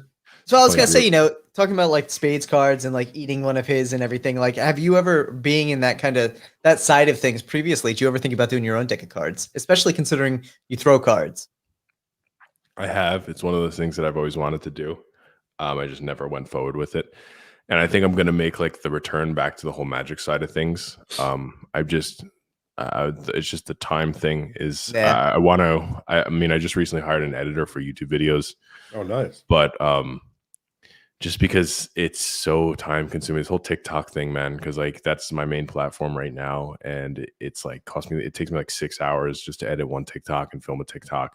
Jeez. So it's like as long as making a YouTube video, you know what I mean? So I had a hired editor, and I just my time. I'm struggling with my time. I just need to figure it all out. So I want to come back to the Magic scene of things and start posting Magic content again and stuff like that. And once I start doing that, I do eventually want to release my own deck of cards Nice. and do that. But yeah, that's always been like a dream of mine. But I just never felt like the time was right. That's cool. Now, is it something you'll bring on a designer, or is it something you do yourself? Or I would like to design it myself. Just because, I mean, I'm no designer, but I like to think I know my way around Photoshop and Adobe Illustrator enough that I could figure it out. Yeah. Sure. Yeah. Now, will it be like movie related or? Probably no. It honestly would. It would probably have like everything. It'd probably have gaming, movies, everything like within it, or figure something out along the lines. I really like kind of like simplicity. Mm-hmm. So I would try to figure out a way to keep it like simplistic, but also have a lot of stuff within it. Nice. No, that would be really cool. And yeah, if you really wanted, you could always use the thick throwing stock that USPCC has. Exactly. Make it a thrower deck as well. Yeah. So, dude, that would be dope. Stu Batman wanted to know: have you seen Card Ninja and Jay Jinho and their card throwing trick shots? What do you think of their videos? If you have seen them, Jay Jinho is a fucking genius. He do so funny. I don't think I have. I've been so out of the scene that I haven't seen anything like card throwing related. I haven't followed anything, and it's like I did that essentially on purpose in a way. Yeah. Just because I knew that I didn't want to be posting and still like not be a part of it and not know what's going on. So I kind of like completely secluded myself from the whole Magic industry and card throwing industry for the past year, and just focused balls to the wall with gaming stuff. Nice. So like, again, like, I don't know if that's, I mean, maybe I have, I would have to like maybe see a clip from the video to like know if it's the one, or if any of you guys have seen it, you could like tell me what happens in it. Cause I'm terrible with names. I'm terrible. Like that's like my one biggest, I guess, downside is like I can't remember anybody's name, and I'm so bad with like if somebody's like, oh, do you know this director, or do you know this thing, and do you know this artist? I'm like, I don't. If I heard their stuff, saw their stuff, I'd probably know them. But yeah. So Jay Jinho right now is really big for like good trick shots. Like trick shots where like he has like some sort of like rotating thing, and he'll try and throw the card into like a clothespin. Yes, or I have seen his stuff. Yeah. Okay, there you go. See, like, and he has like he has the timer on it, and he'll show dope. It's really impressive too with some of the stuff he throws into, cool. Where it's like super tiny like crevices trying to get a card stuck into, like a baseball card holder. Yeah, I've or seen that. like Dude, a it's little so crazy, pin, man. or, like it's so Yeah. crazy. Like that's just is, and that's why like it's so smart for him to do that, because he essentially invented a whole different, side of card throwing. You know what I mean? Yeah. And that's like that's the most important thing when you're trying to make a name for yourself. Like it's so smart what he did, man. Like nobody was doing that. He kind of pioneered that whole side of those trick shots. That wasn't a thing. Yeah, it's So crazy. cool. Just bouncing off stuff, and it's Very, very cool. really cool. I don't So know dope. if in the beginning if I liked the shots more or his reactions. His reactions just Yeah. cracked I me up. guess so amped. He really well, because I mean, I can't imagine he's like one. Takes Here's so the thing: long. even if you get something super quick, that in itself is exciting because you're like, holy shit! Like I didn't think I'd get it that quick. Yeah. But then if you're doing it for like hours to get it, that in When you itself finally too, get like it, yeah. yeah, no matter what, it's exciting unless you get it like every time in like 40 shots or something. Like one he one always side or has the a other of the clock now. spectrum. He always has a Yeah. clock where you can see how long it took him. But Yeah. like, I mean, I can't even imagine the amount of time he's put in just throwing fucking cards. Like The amount of literally cards just he's gone this, through. just this all day, I know. I like know the all day feeling. long. I know the feeling. Crazy. Yeah. That's wild, man. It really is. Well, I always feel like with him too, like I'm always impressed by the fact that like he's not just in a room where there's nothing else in there except for like whatever he's trying to throw the cards at and the cards, because then it's easy to clean up. He's got like furniture all over the place. Like there's probably like 9 decks of cards hidden under furniture in that Yeah, room. that's so true. Exactly. I Dude, didn't even it's think so about intense. that. Oh my God.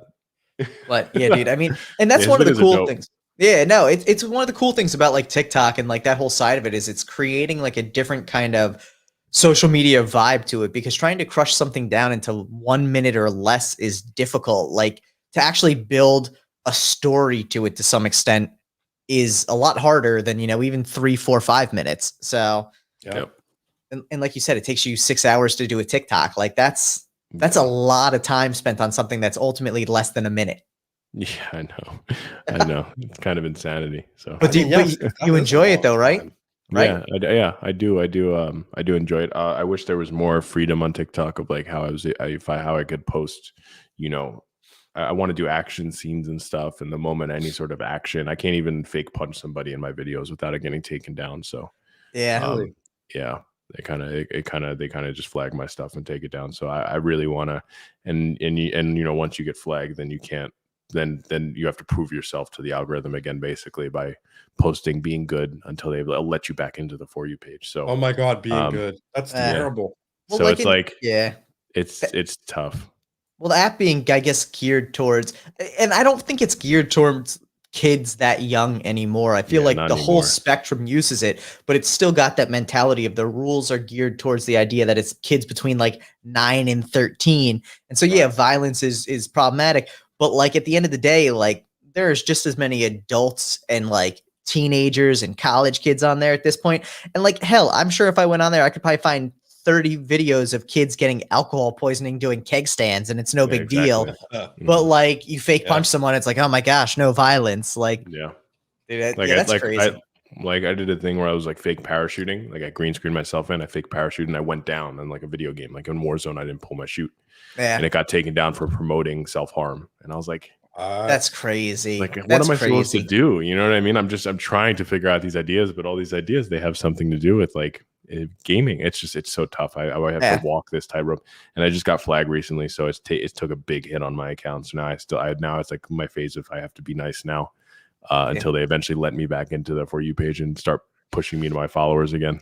Which is so weird because there's like young girls on there dancing in time. Like, I know. Just there's a bunch of there's a stuff. lot of It's creepy terrible. dudes on TikTok just I know. on there watching girls dance, like young girls dance. And the fact that, I mean, it's just crazy what is considered harmful and what Yeah, and it's also wild because like something will go on in the world, and it, whether it's violence or not, and people will post something like a violent clip of like say like something happening, and it's allowed to stay up just because I guess it's real and it's what I mean. Like I don't understand where the disconnect is. Like they're allowed to show some sort of violent thing that happened, but I can't fake punch somebody without it getting taken down. I don't know where the line is. It's so weird.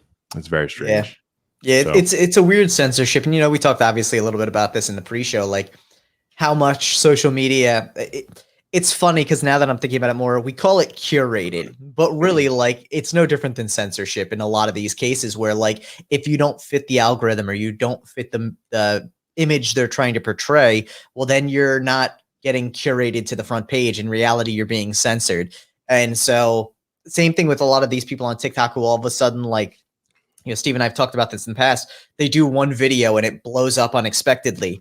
And like it promotes that behavior, but then at the same time, like I think there's a lot of it behind the scenes where really they're doing that for smaller accounts where they know the person has posted 100 videos and none of them have ever taken off except for this one because they want to keep that person creating videos, even though none of their videos subsequently are going to do great again. Like they like that idea of like anyone could become famous. And in reality, it's very, very much strategically driven. So yeah, it's true. Oh, it's very true. So now, how long do you have to be a good boy for before you? I don't know. I hope it's not long because it's like it's so annoying. And then the hardest part is I used to use these. Actually, I'll show it right here. I used to use these in my videos. This is a main sponsor of my page. They make these like little model toy guns. That's cool. Cool. So, and they're cool, like fully functional and stuff. That's really cool. Shoot, but like the magazine comes out and there's like, you know, fake rounds in the magazine and stuff. And I use these in all my videos. That's really cool. And I was going to get one and they reached out and they were like a sponsor and I signed like a contract with them to do like, you know, and they pay me monthly and they sponsor my page. They sponsor all my socials. They're a big sponsor of my page. Right. And they just got banned off TikTok. And any TikTok I post with them, it gets taken down. So now I lost that sponsor. So it's like, I'm like, dude, like, that's how is ridiculous. that allowed? It's like, this is the size of my hand. You know what I mean? And I can't show it in any of my videos without it getting flagged and taken down. So it's like, I don't know. It's just like, it sucks. I hate that censorship. I wish it was more lenient. Well, especially when they're trying to like, I mean, people end up relying on this. I mean, even in your case, people rely on this as a means of income. This is a business. Exactly. Yeah. And like they're messing with businesses. And like to have that power is crazy. Like I get it in certain situations where like, hey, you know, you look at Facebook and like Facebook removing groups that are promoting hate speech and things like that. Like, all right, there's some understandable aspect to that, but like it's your sponsor's a business that makes toys for kids that happen to look like replica firearms, or maybe even for adults who like it. Like, who gives a shit? Like, you know, it's not sitting there being like, oh guys, you can go get this, you know, 13-inch gun and you're going to be able to like do nothing with it. Okay, cool. It's fully functional. Like it's not promoting violence. It's not so promoting stupid, like man. Anything. Yeah. But and the problem is like, it does a thing where like if somebody reports a video enough, they automatically take it down. And then you have to appeal it for them to put it back up. So a lot of creators are having problems with that, where there's a creator on the app, he trains dogs. And there's a group of people who don't agree with the way that he trains the dogs. You know how dog training is like very, like some people don't think you should do this. Some people think you should use this collar. Some people don't think you should do that. So the way that he trains his dogs, some people don't agree with. So they made a Facebook group. So every time he posts, they flag his videos. So he woke up one morning to 16 of his videos flagged and taken down. And he has to appeal each one, and they get, you know, put back up. But it's like that shouldn't be allowed. Every time he posts a video, it gets taken down because because people are trolling him. It's like, oh my god, it's just crazy, you know. So it's just, you know, what shocks me is that people have like no laws. What was I watching? I was watching. What was I watching? It was some like stalker show. It must have been some like murder mystery or some shit that I was watching. Mm-hmm. But I can't even keep up with the killer shows I watch anymore. But I was watching a show and it was about like trollers or stalkers, and they were literally up. They're up at 5 a.m., 4 a.m., like trolling people. And it's like, you know, you have an issue if you're up at 4 a.m. trolling somebody. If that's the first thing you do is complain about a video on someone's page because they train a dog differently and you don't approve. It's just crazy. I don't know how people have time for that, man. It is wild. Like there was this like, because my buddy from back home, he had like a group of friends that he played with, and we were in like a Discord server together, and I joined like their Discord just because my friend was in there, and he's like, oh, we all play this game Rust together. So he's like, let's all hang out with them. And then my buddy wasn't on, it was just them on, and they're a group of like four guys were joining into people who are streaming on Twitch gaming, joining into somebody with like 2 viewers and then trolling them. And their goal was to make the person end the stream.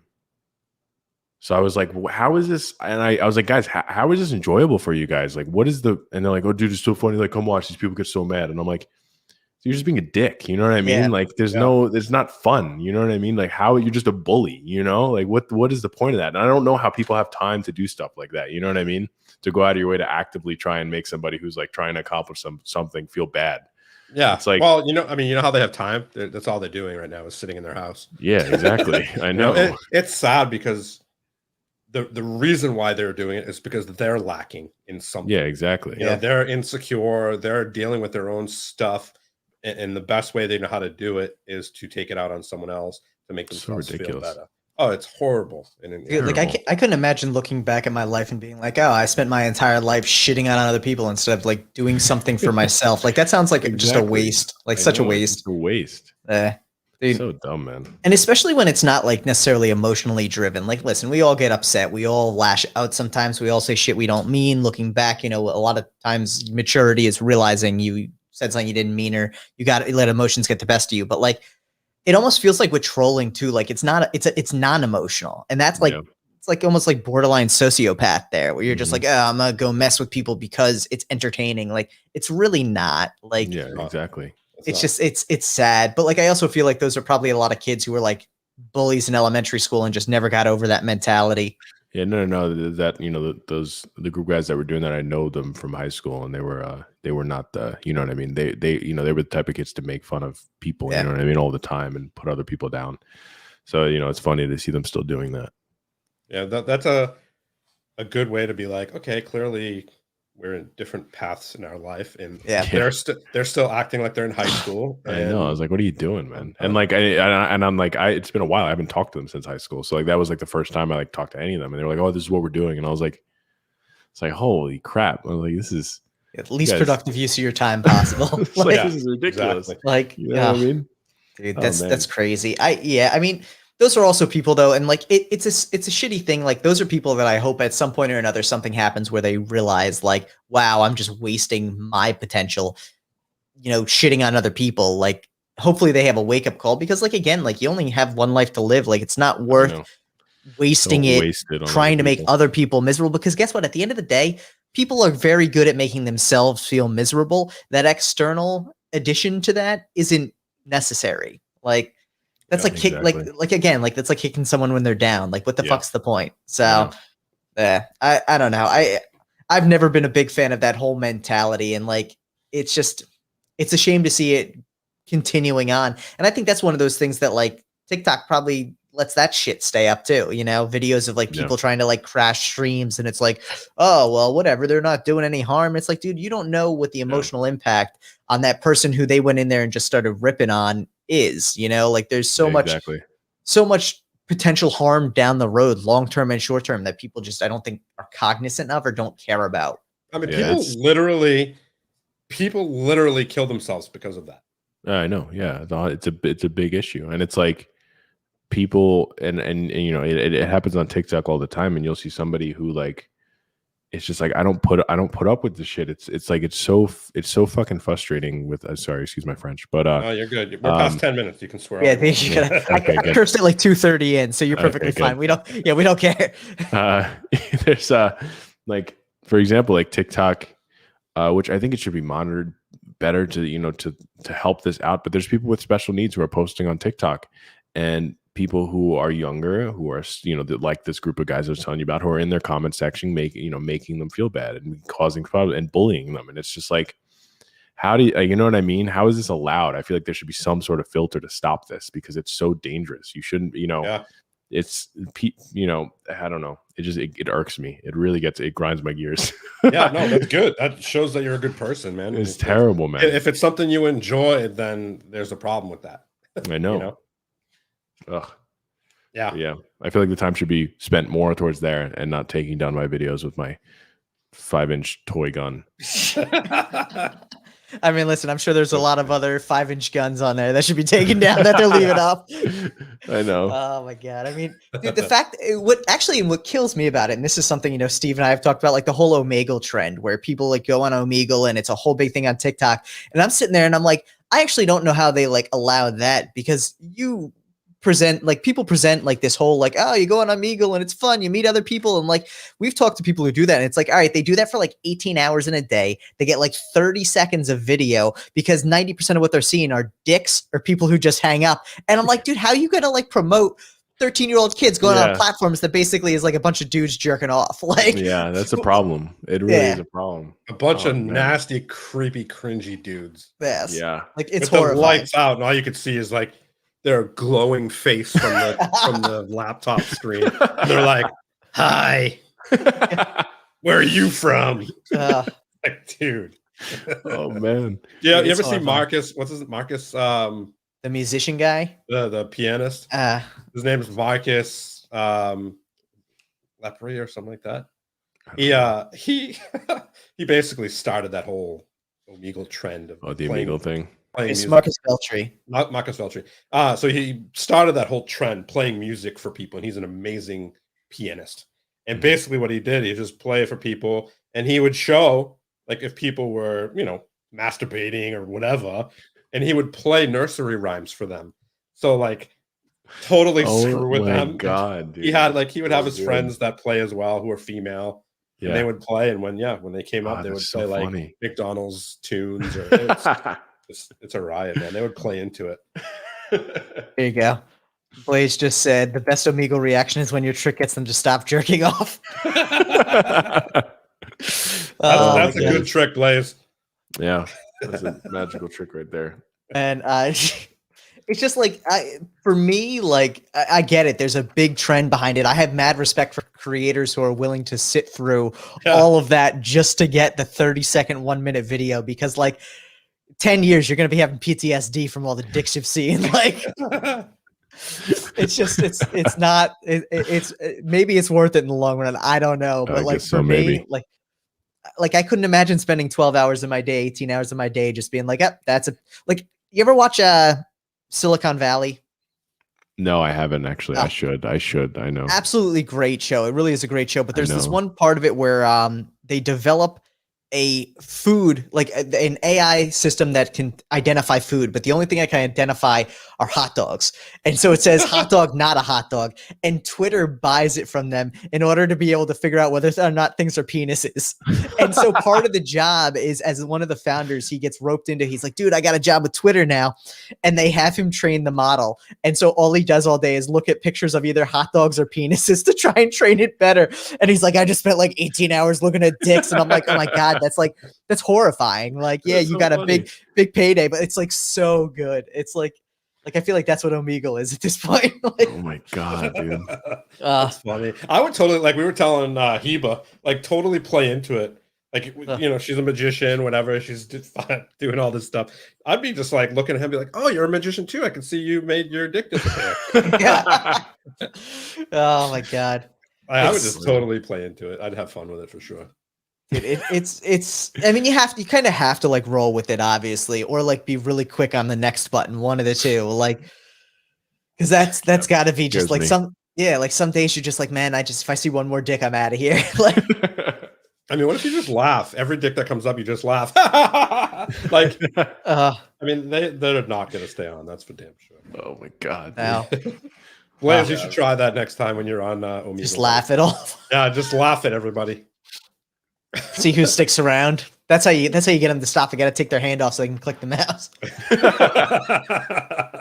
Good Lord. This is the thing though. Like, it's funny because like we look at like the internet these days and we're like, oh man, like there was remember that for a while there was that whole big thing where everyone's like, oh, the dark web, it's this like really seedy place. And like I feel like the dark web is starting to bleed into the regular internet now. It's like, oh yeah, there's this website where you can just go around and it's basically like dicks all day long, just random dudes talking to you. And you're like, what? Like, how's this a thing? Like, I feel like this somehow started in the dark web. I hate to break it to you, Tyler, but that's all women dealing with men all day. I mean, probably. They don't need Omegle. They go on Instagram. They go on TikTok. No matter what they go on, they're constantly getting dicks in their fucking DMs inbox. All the time. I don't understand it. Like, yeah, I'm shocked that the internet hasn't like failed because of this. Like, at some point, people are just gonna be like, yeah, like enough is enough. Like, there's too many people that enjoy that crazy stuff, and you need like a driver's you need a license to get on the internet. It's what it's gonna be like. And again, it's just going to be more censorship. Like that's the crazy thing about it. It's like, all right, like I get there's a fine line between censorship versus like sending your dick out to anyone you want, but like, oh, like I think it's horrible. And that's the thing that like ties into everything is like I think there should be more censorship, maybe on the parents' part, or more of, Oh my god, yeah. you know, there should be more regulations if, you know, obviously you're younger on the internet. There's, you know, one wrong turn and you're at such a nasty place of the internet. So Yeah. I feel like there should be more censorship from either the parent side, or something put in place with the app or something along the lines that'll stop like kids from seeing this stuff. Like, for example, like you said with the Omegle thing, like the magic stuff, like, yeah, you know, you're doing magic tricks on Omegle, but you know, you don't know if maybe some, you know, young kid who's performing magic is like, oh, it looks dope, I'm gonna go do it, and then they're in the wrong place. You know what I mean? So yeah, dude, there's young kid. I mean, how many times do we see Heba or Ty, you know, Tyler, like whoever on there? Yeah, Omegle, it's all for kids. Yeah. Young kids come up, young girls, young boys. There's like they're on there all the time. That's who it's for. You know, it's just fucking creepy that there's old skanky dudes like just being predators.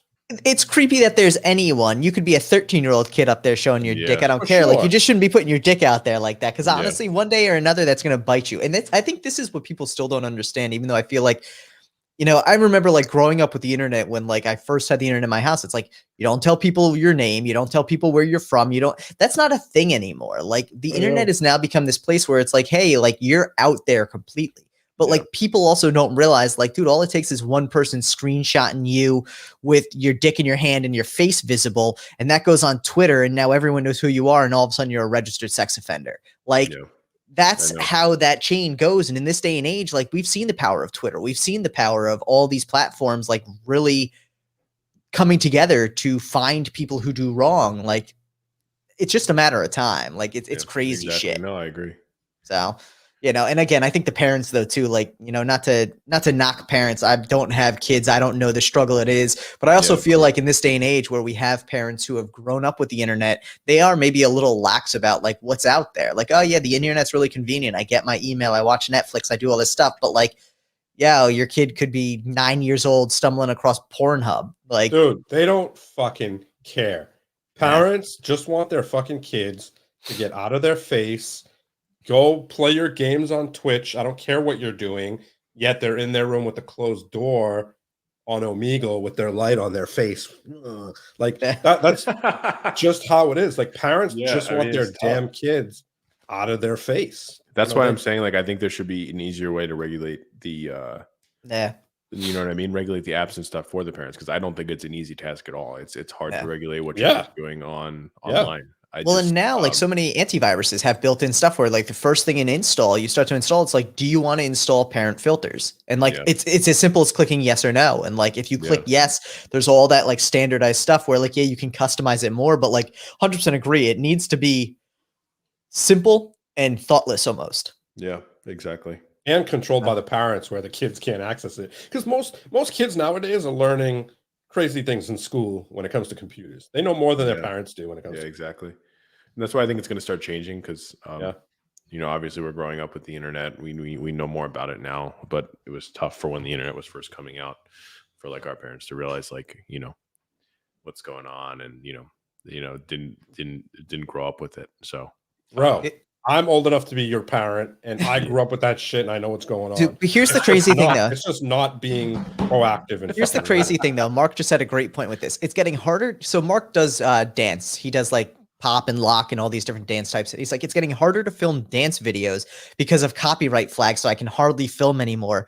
Yet again, there's nothing being done about all the fucking free-flying dick out there. It's like, that's where it is. If there was some sort of monetization in preventing that sort of thing, it would be a non-issue because people are making money off of it. But like, I think that's what we also forget. As much as the internet's a resource, the driving factor of everything on the internet is to make money. And so if you can monetize copyright strikes and you can monetize, you know, preventing people from using your stuff, and there's business in that, cool. But at the same time, like things like Omegle, like it's the Wild West, man. Yeah, I don't know, exactly. It really is. It's a scary place. The internet's a scary place if you don't know how to use it. Yeah, that's for sure. It's scary even if you know how to use it. Dude. You know, especially nowadays, like I'll talk to my girlfriend. I'll be in the living room talking to my girlfriend about whatever. Doesn't even matter. We could be talking about Britney Spears, and all of a sudden that shit's on my fucking Instagram feed. So weird, man. And I'm like, really I is. don't like. I guarantee all of us will get off. It's on your Twitter. Every single one of us will get off. Like us three will get off, and then we'll go on our feed, and there's like selling us Adam and Eve dildos or something. Dude, probably. I'm gonna blame Wes for that one. Every time I get an ad like that, I'm gonna send it to Wes and tag him. Like, but dude, and it's true though. And here's the thing though too, and I'm 50-50 on that. Like I've had that happen so many times where it's like you're having a random conversation about shit and it comes up and it's annoying because you're like, yo, I was just talking about it. I wasn't being like, hey, I want to buy a treadmill. Right. But like if I was talking about buying a treadmill and then all of a sudden I started seeing ads for treadmills, like, hey, it's partially convenient because I'm like, oh, cool. Like that's the positive outlook on it, Steve. That's what I'm saying. There's a positive side to it too. Is like partially it's a convenience thing, but at the same time too, like they do it for everything. You could literally be talking about rice-a-roni with zero context. And that's where I think the internet lacks is the internet, once it gets smart enough, like I'm saying it like it's AI here, but once internet marketing gets smart enough to understand context and contextual clues, that's when it becomes more powerful and more convenient instead of just creepy because like anything I talk about shows up as an ad. You talk about cat food, even though you don't have a cat and you get a cat food ad. Once you start talking about things in the context of, hey, I was looking at lawn furniture. Do you have any recommendations? And then you go look at your phone and it's lawn furniture there and there's recommendations. That's where that context plays into it. It's still a little creepy, but it's creepy as fuck. But I'm a firm believer that once you're on the internet, your privacy is null and void. Like no one, like even with all these ads for like the, not ads, but these pop-ups for like European websites where it's like, do you consent to these cookies? They already know you are on the site. They already know all the shit they need to know about you. It is absolutely just a kind of comfort measure making you click that yes button. I consent to being on your website. Like, no. I mean, I think 100% for sure. You know, that my problem is if I'm interested in fucking lawn furniture, I want to go. I'm interested in lawn furniture. Show me. I don't want to talk. Hey, so Nick, did you get any cool lawn furniture this weekend? And then go on my phone and find fucking lawn furniture. Like, I'm not looking for lawn furniture. Like, if I want to look for it, sure, I'll go online and ask it and then show me all the freaking recommendations you have. And that's where that context comes into play. I don't want to see all this stuff. Well, and like, creepy. See, for me, the thing that bothers me even more is because, like, say I'm thinking about like going to buy something on Amazon. Actually, perfect example. The other day, I went on Amazon. I bought myself a 3D printer because I was like, I'm fascinated by 3D printing. I think the level of detail with it's really cool. You know, we just did a Kickstarter where we had a little kind of accessories to it, like coins and things like that. And I'm like, dude, this is really cool. Like, I like the idea of being able to prototype in-house. So went and bought a 3D printer. Amazon knows I bought a 3D printer. But now I'm getting ads for Amazon to buy a 3D printer. And I'm like, how stupid are you? You're spending money to sell me something you already know I bought. And that's where a little bit more of that context comes into play too, because if ads are smarter, they become less obnoxious like that. And it's like, again, you're always going to see ads. It's no different than television commercials. Like there's always advertising. We're always being sold something. But like, I think a lot of people forget that that's what it really is. The internet is a huge marketplace to sell people shit. You know? That's true. Yeah. So anyways, Nick, have you seen any cool lawn furniture this weekend? Did we get any questions from we did get some questions, and I'm gonna pull these up right now. One of them is, have you met Rick Smith Jr.? I'm guessing that's in line. Okay. We met at Ohio Fed. Joe whoop his ass at card throwing. This is that must have been Randa. Was that Randa asking that? No, it was Tommy something or other. Okay, I saw Randa asking it in the chat too. Yeah, he asked who was better, you or Rick Smith. I actually heard by a little birdie that you are 10 times better than Rick Smith. But I don't know. I'm just saying. No shot. I am just saying. I think Rick's been doing it for his whole life, and it definitely shows. You know what I mean? And I think now there's not even close to some sort of competition. Maybe back then when I was in my height and I was throwing cards like every day, then I think like we would come close. But now like he's just been in the game for longer. He knows what he's doing. He's he's extremely skilled at it. He has world records. So I don't think there's any sort of competition there. But I appreciate whoever said that. I was 10 times better. Dude, people are loving this shit though too. Another question we had, and can you make another card throwing video? I know I got to do more. I feel bad. And I got. Here you go. Dude, Joe is there. Joe's here, so maybe he'll be Get my his easy feet. target. Be like, hey Joe, I'm feeling nostalgic. Let's go throw some cards at your ass. Dude, you get a female to do it. You can do it, and then you can title it as a foot fetish video. Oh my god. This is how your OnlyFans starts. Throwing OnlyFans. Oh my god. So here's another one. Have you ever split an aspirin with a playing card? Ooh, I have not. That's a Dude, that could be like a category of it, like trying to split smaller and smaller things. that's a good idea. Fucking tick. Split a tick. You need like a special camera at some point or another to be like, I'm splitting atoms over here. Like splitting atoms. What else we got here? What's your favorite deck? My favorite deck. Let's say for Magic first. So you have Magic, throwing. Yeah, you're so into like so many different like categories with it that like I'm sure you have different purpose decks for different things. Yeah. Magic wise, I really like thin cards. It's kind of like my bread and butter. I just love the feeling of them. I feel like it's easier to do Magic with them.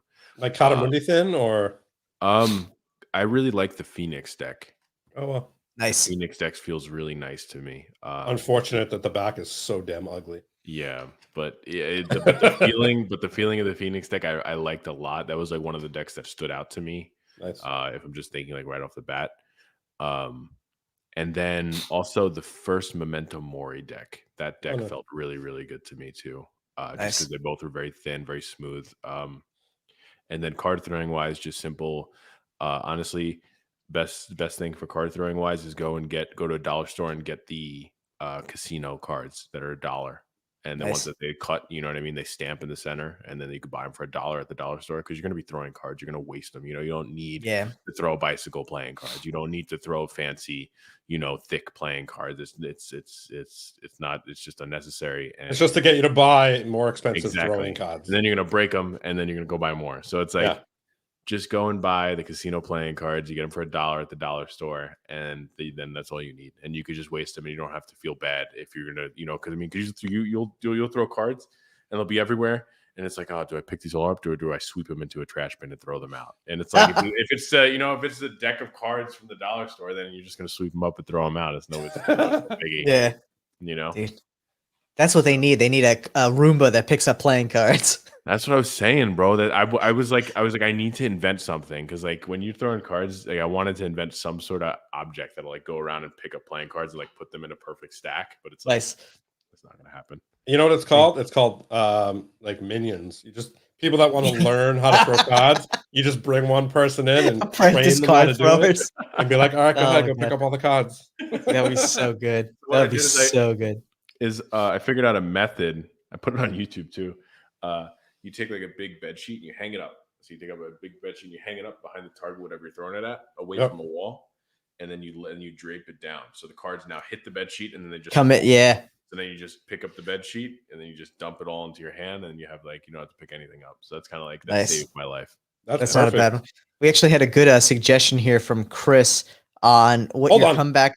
Go for it. My mom's here. What's up, Mom? Happy Mother's Day! Yay! Happy Mother's Day! Okay. Wrong one. There we go. Oh my God, loves dolphins. She loves dolphins. That's fine. Yeah, go with that. I'm literally about to pull up a suggestion from Chris here. I feel bad now that your mom's in here, but I know it's your mom, so it's all good. My mom loves it. Your comeback video could be a collab with Wes. It could be cutting a dildo in half with playing cards. That'd be impressive. I gotta hit up Wes. You probably need a lot of playing cards though, because I'm sure like be just a perseverance thing. Yeah, and they make them strong nowadays, so it's gonna be tough. Yeah. Oh my God, love it, dude! Absolutely love it, guys. Do we have any questions in the chat that anyone wanted to ask before we start winding things down here today?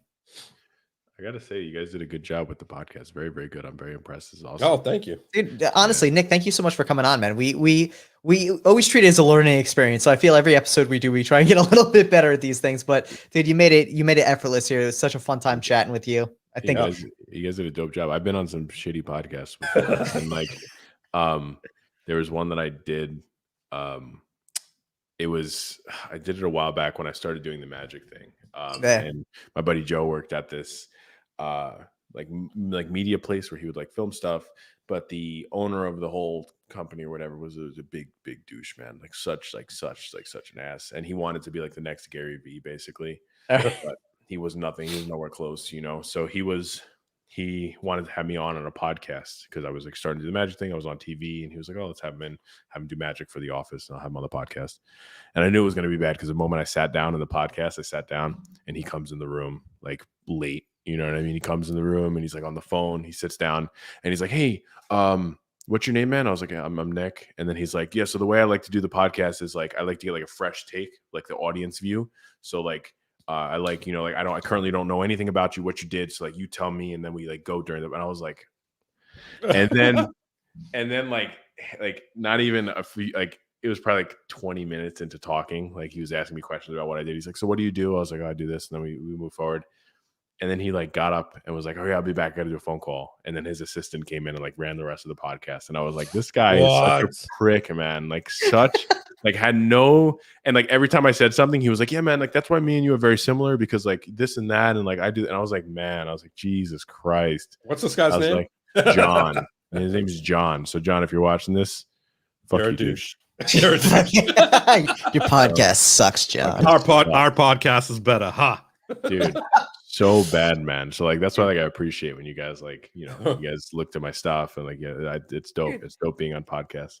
I mean, honestly, at the end of the day, like, first off, Steve and I, like, from the podcast point of view, like, we try and find people who we think are just going to be fun to talk to. Like, we usually ask people on who we've stumbled across their stuff through one way or another. We're like, yeah, that's awesome. We definitely just need to sit down and talk with them.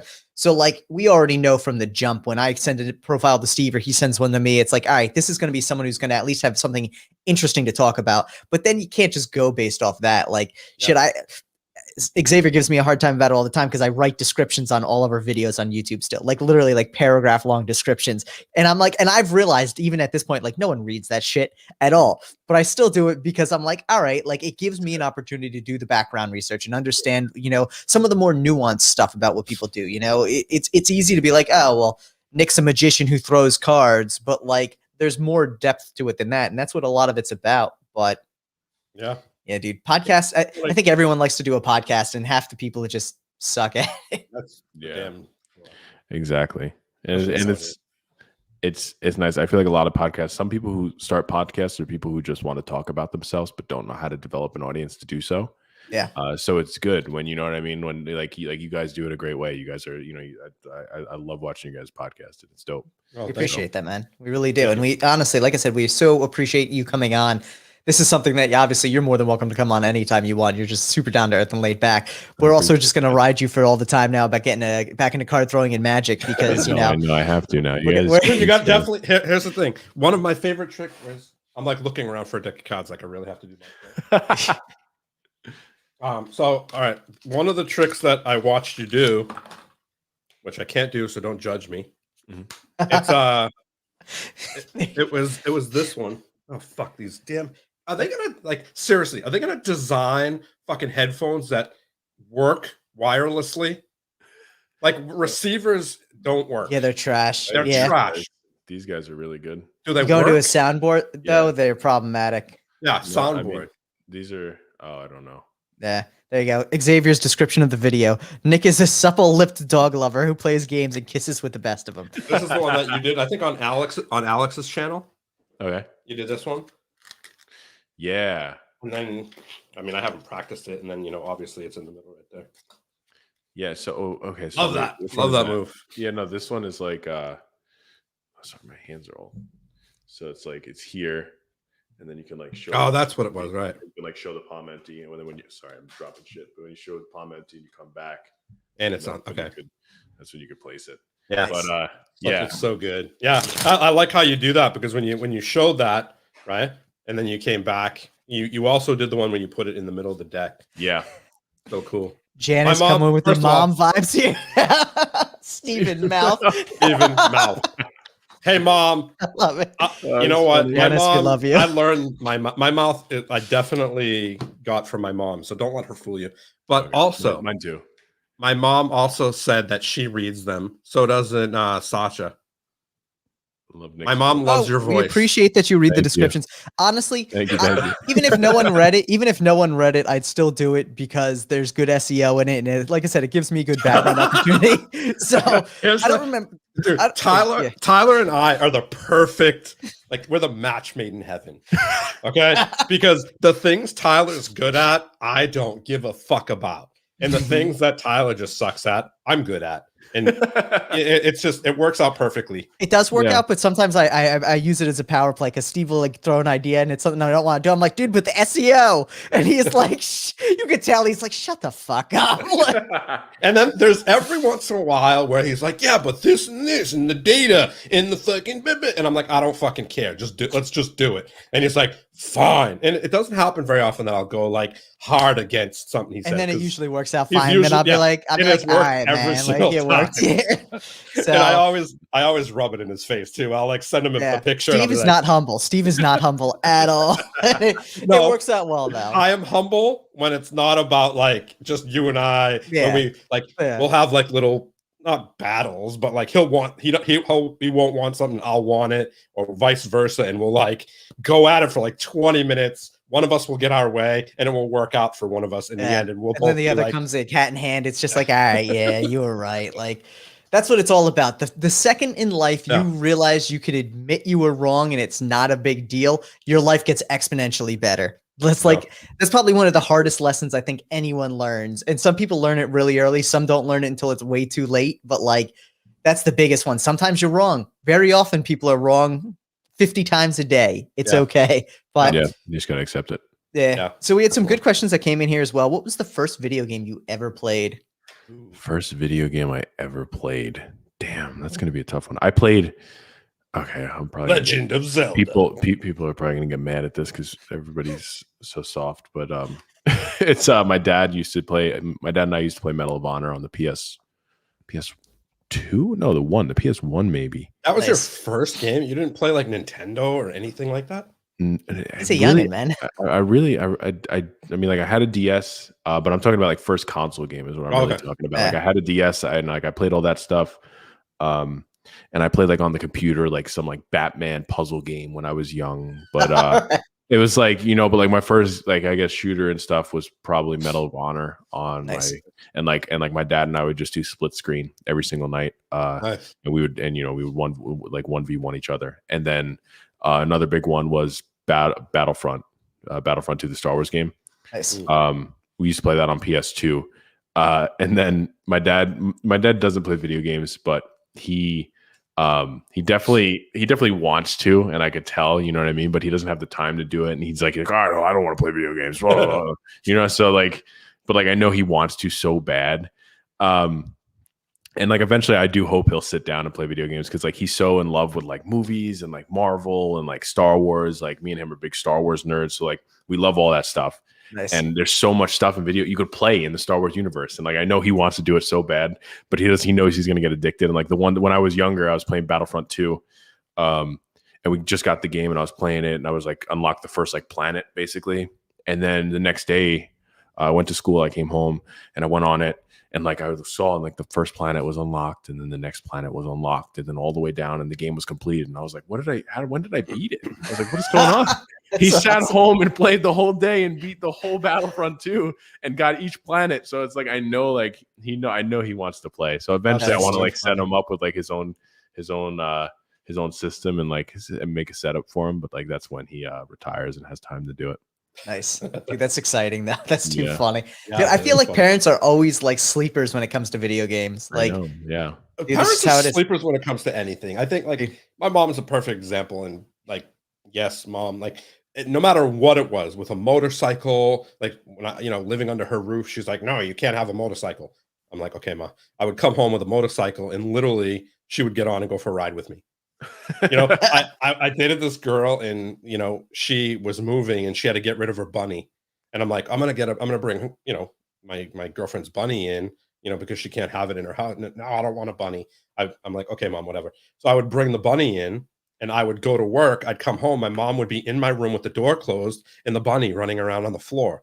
Like my mom would be playing with the bunny, and that's just how parents are. They're like, That's no. because adults are just tall children. At the end of the day, like we all want to do the same fun shit no matter what. It's just I know it. responsibility. It's just because like my dad like is a prime example. Like he's a big, tough guy. He doesn't like to show any emotion, but it's like, but he loves Star Wars and Marvel and superheroes. You know, like I know, bro. And like I'm starting to realize it. And like he likes to decorate his like office with like he so like for the longest time he had like a collection of action figures. He had a collection of all the stuff that he collected over time, and then my mom finally gave him the go ahead to decorate his office now the way that he wants to. So it's like covered in like helmets, stormtrooper helmets, Boba Fett helmets, Captain America shield on the wall, all these signed autographs and stuff. He has a picture of him and Stan Lee, and he's now it's like it's the way he wants it. So like I know deep down he wants to like play video games and do all that cool stuff. So eventually he'll do it, and I'm sure that he'll be addicted like I am. You know what you have to do? Awesome. You have to just use it as like, Dad, we need to spend some time together. And then pull up, dude. You got Warzone Battle Royale duos. I know. You and your dad could be your channel. That's your next thing. Yeah. You and Dad could banter back and forth. I know that he wants to create a channel. I could tell he wants to create a channel. I know because like he loves like prop making and stuff. Nice. And I like when I came home one time to visit, he like made like a Bane mask, like a whole Bane mask. That's dope. And he's like, because he shaved his head recently. He was like, "Oh, I'm gonna make a Bane mask." So he like started making like a custom Bane mask and stuff. So like, and every time I talked to him about it, he's like, "Oh no, that's not for me. That's not for me." But I could tell that he nudges at it sometimes that he wants to like start like a prop making channel and stuff on YouTube and stuff. So it's like I'm trying. I want him to do it so bad because I know he wants to do it. But every time that if I tell him to do it, I'm not gonna do it. But if he'll eventually do it himself, I think. But yeah, it's one of those things like I eventually want to see him do because like he loves prop making so much, and I think he'll definitely do well with it of like making like a channel. Because like when I was a kid, he used to make all of my costumes when I was younger. And I had that's where you picked it up from. Yeah, exactly. Like we would make props all the time, and like some of my costumes are so advanced for like I was in like my whole elementary school. Every year I had like the coolest costume. Like I did Predator. So like we did the whole Predator costume. I had like, he built it like from scratch with the whole muscle suit and everything. I had like bones and like a spine hanging off my back. Like that's dope. And then the next year we did an alien astronaut. So I did an astronaut on the Nostromo. So I had a chest buster coming out of my chest that moved. And they had like a face hugger that was like crawling on my helmet. And, the other year we did Hellboy, so I had like a big tail and like the trench coat and like dude, that's sick. Hey Nick, you know what that means? What? That means you're a cosplayer. Yeah, no. So I actually used to cosplay, believe it or not. I used to go to Comic-Con. I used to cosplay as Storm Shadow from G.I. Joe. Nice. And I had like the full costume. My dad and I made it together. And I used to cosplay, and I could tell he wants to cosplay too, because he's like slowly hints at it too. But yeah, I used to go to New York Comic-Con. And I used to go every year, and I used to cosplay, and that's a lot of fun. Cosplaying is a lot of fun, and yeah, I really enjoy just making the costumes and stuff. I eventually want to get back into it, nice. But right now I just don't have the time to make my own costumes. And my dad isn't here, so he's not going to make the costumes for me. But yeah, like eventually I do want to get back into it, and it's a lot of fun. It's cool. All these people, it's a whole industry of people just like making cool like different methods to make costumes and stuff, and like. I don't know. It's fun. It's really, really cool. It's like another hobby of mine, I guess. That's cool. Like it. Dude, the amount of effort that goes into it, it's crazy. Yeah. It says he went to Comic-Con as a retired Green Lantern. Stupid. No, see, that's the funny thing. It's like there's so much you could do with that. You can, dude. You should bring your dad in and have you guys have your channel. And you can, yeah, I know, do some dope stuff. Your fun time, man. Oh yeah, for sure. Yeah, sweet. Another question that came in from Sean here that says, what game of the future would you want to play in VR?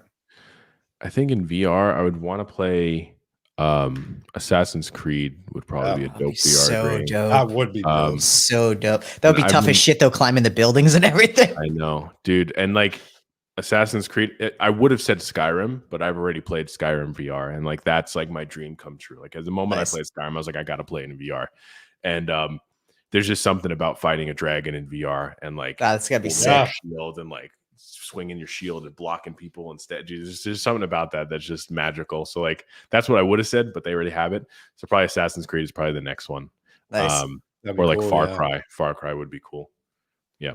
How about a dope zombie game? Like, Dope zombie game. man. Well, they came out with Saints and Sinners, I think it's called, and it's a Walking Dead zombie game, and it's really really good. If you guys ever On think about VR? play it in VR, it's an open world like Walking Dead survival game, and it's like really? yeah, and it's like the most in-depth story. Like you could be with somebody and like trust this person and like do missions with them, and then you could kill them midway, and that'll affect a mission down the line that they'll say, "Oh, you killed this person, so we don't trust you." So it's a big open world of just like That's sick. constantly moving. What's the name of it? It's called Walking Dead, Saints and Sinners. Yeah. But if you if you want to play a good zombie, like it's a whole, you have a whole inventory system. You could craft stuff. You need to like actually bandage yourself, and it's really cool, man. And like there's like playthroughs on YouTube where the person kills every single person he talks to.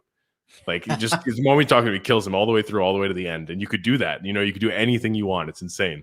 That's so sick. Yeah, really, really cool game. And it's all VR. Mm-hmm. Dude, some of these games in like VR just look intense. Like, yeah, really, really cool. What I eventually want to do is like there's this game that I was playing with my buddy Joe actually. And it's called what'd you say? Our buddy Joe. Yeah, buddy Joe. We I think it was called Contractors. Okay. It's basically like a military simulator. And it's like it's just such a cool game, man. Like I was laying prone in my office on top of a mountain in Afghanistan, shooting a sniper rifle while Joe was breaching and clearing houses. You know what I mean? I was Overwatch with him. That's and crazy. Like, yeah, and then like he would like run out of ammo, and I would have to like leave my sniper rifle on top of the mountain and run down with like a silenced pistol with like night vision goggles and breach and clear the buildings with him, and then go back and be Overwatch. It's like being able to do that in VR is just insane. Like it gets me so hyped, and like I love that. It's so dope. Dude, it's sick. I'm That's sure really some people sick. get some PTSD on that shit though. Oh yeah, no, I'm sure. And what's cool is they're actually using VR to help retired soldiers deal with PTSD because sometimes it helps in certain occasions to relive the event that caused the PTSD. So they're doing a thing with VR where the soldier would go through an event, they would come back, and then they would recreate the scene, the event that happened to the soldier in virtual reality and play it over and over again for them. And it would actually calm them down. It's really weird. There's like a whole video on I was watching. So it's like just that potential of VR helping soldiers and stuff is insane. Like so cool. I wonder if they can like change the outcome, which maybe could trick. That's what I'm curious. The brain, but yeah, kind of trick the brain into thinking that it didn't really happen that way. Yeah, really, really cool. There's so much potential with that stuff. Changing reality.